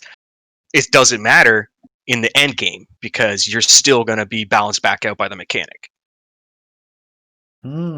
That's interesting. That's very interesting. Brim, what are you hoping from 1.08? I'm looking forward to that new location. And I think anything that's completely new, it's all well and good adding back in old weapons that they had to take out when they changed to the new engine. I'm all for new weapons. But for me personally, I only play modded servers, so generally nowadays. I've got a few friends that refuse to play them, so if I'm playing with those friends, I do jump onto the genuine, the original vanilla servers, but it's not very often that I do that. So guns for me are, they're a dime a dozen. I've got shit tons of them, and I've got variety everywhere. So for me, that new location, saying it's cold as well, it's also well and good, like say adding those little fairground areas in, that was really nice. I'm glad they did that. But a whole new location where it's got a different sort of different feel to it being cold, maybe it's like you say some sort of ski resort, some sort of thing like that. I am really looking forward to seeing what that is and having a little explore of the new areas. Just because the people who must have missed it when we were talking about before. Yeah, there's a new location, new weapon, and they've found some information basically stating that it's going to be cold. So we're expecting something up in the mountains, maybe some snow. Don't know. A nice snow-capped mountain would be really pleasant up on the sort of the northwest, maybe somewhere a little bit below Tissy, between Tissy and Pavlovo, sort of in that sort of general area of the map. Such a really nice, beautiful area. They used to have going up to Tulga. I was going to mention that the punch in the gut dick move would be to say it's a new location, and all they do is drop a snow skin on that one. Totally new map, guys. Worst thing is, I wouldn't be surprised if that's exactly what they do. But remember? Remember when they used to have it on the coast, around near Kamenka, wasn't it? Kamishovo, and then they moved it all the way up north, and then it just disappeared. Yep, that was a good little spot, actually. Yeah. Because there was one of those little towers you could climb up, and sometimes stuff was up there. If I'm thinking correct, if I'm thinking of the right spot. I know I used to stop there and loot on my way up. Yeah. It was a good area up around there because not a lot of people did bother going through those small little towns, but they were good for hunting weapons and stuff. Val, what about you, mate? What are you looking forward to in 1.08? I think for me personally, it probably already been mentioned, but I would like to see much more balanced survival, and I think if Sunrack is obviously the project lead, will get that. I think at the minute temperature and rain are too punitive. I think it's so easy to die in a rain shower, especially if you're really early into your journey. So I think for me, even though I want it to be challenging, it just sometimes comes across as being a bit punitive. So I'm really looking forward to more balances in the survival aspects. Also, like you guys, I'm also really keen to see what the new location is, and hopefully it's not just a reskin of something old. But I really hope it's not like the little fairgrounds they put around. Like those are neat, but nothing's gonna happen there. Nothing. No one's gonna go there. There's no loot. There's no reason to go there. There's no reason. If maybe I could wire it up and make like the little roller coaster work, sure. Yeah. Or shoot at the duck range thing that I've seen in a couple of videos.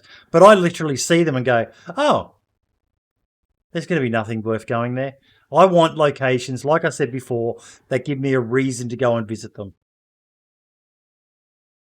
Actually, I'm lying. I think the reason I didn't die on Doug was I made it to one of those spots and found a cooking pot in one of those little shooting gallery deals. If you open the door and go inside, there's actual loot on the inside you can take sometimes. Ah, there you go. I need to pay more Yeah, attention. it's the ones to they them. use mostly for traders on community servers. Okay. Point taken. I'll be checking them now. Guys, throwing it open. Last things. Anything that we didn't cover that you think we need to cover? Anyone in chat got anything they want us to quickly talk about?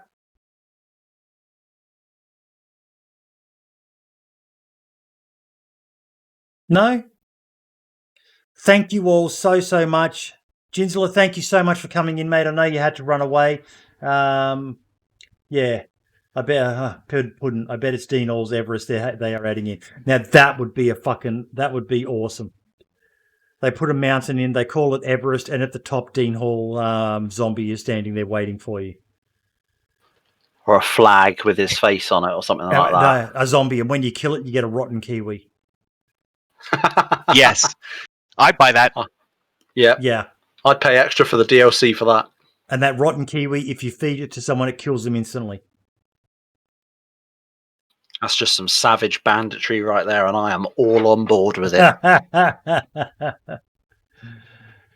Puddin saying the Carnival edition was so disappointing. It's adding something without actually adding anything.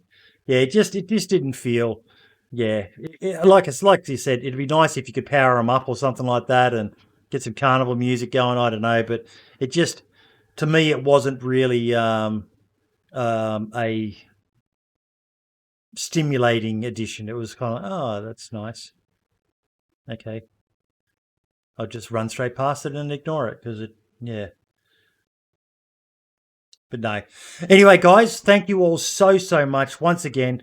Fishy, thank you for coming on, mate. It's a pleasure to have you. Foxy, we've got to get you on, mate. You do so much work behind the scenes. You're here every week. We've got to get you on as a guest on the show. But I've also reached out to Blueberry, Gavin and Mike because I'd love to get 3 of the old school guys. I had a bunch of Aussie old school guys on a couple of weeks ago. So maybe for you UK crowd, we get a bunch of old school people on and we talk old school DayZ from the UK EU perspective. Some good options there for new spotlight interviews, I think, mate. Yes, definitely. Speaking of which, I'll be doing a promo video. I've got the artwork through. The next DayZ Spotlight has been confirmed, and it is with everyone's favourite Canuck. Anyone want to guess? Oh, awesome. God only knows, though. The only other Canuck on here I know is Greasy. He's a boomer. Gamer Dad. Oh, Christ. Oh, nice. Yep, Gamer Dad. Well done. He's a fascinating guy. He's a very intelligent man. I think he's a professor at a university or something like that. Loves his DayZ, loves his stream. So I'm kind of excited to do this one because he, like I said, I find the guy fascinating to listen to. I don't get to watch him too really often. Good on that one. Yeah. I've got a few more that I'm in talk of as well, but that's the next one that's confirmed. Puddin saying Greasy is a legend. Oh, he's great. He's great. Underrated. People go watch him, follow him. He's great. Put his channel in the chat, mate, so people can check it out. Okay then, boys and girls. We are going to go. It is 2:09 a.m. in the morning for me. Thank you all so much. Fishy, as always, mate. Just let us know if you want to be on the show, mate. We'll have you anytime. You bring a level of sophistication that us three plebs just don't quite have, do we, Brim and Mike? Speak for yourself. Well, if you're gonna stroke my ego, I'll definitely make an appearance. No, I like it, mate. I really do. It's always a blast being on with you guys. It is. It's enjoyable, mate. I love this show. I love doing it. And we always get a decent crowd watching and great interaction with the chat. Better than I get when I'm streaming by myself. You guys are much more interesting than me. But yeah, all the best, everyone. No comment. Say goodbye. Have a good one, guys. Yeah, cheers, thanks. Ciao for now. Have a good one, everyone.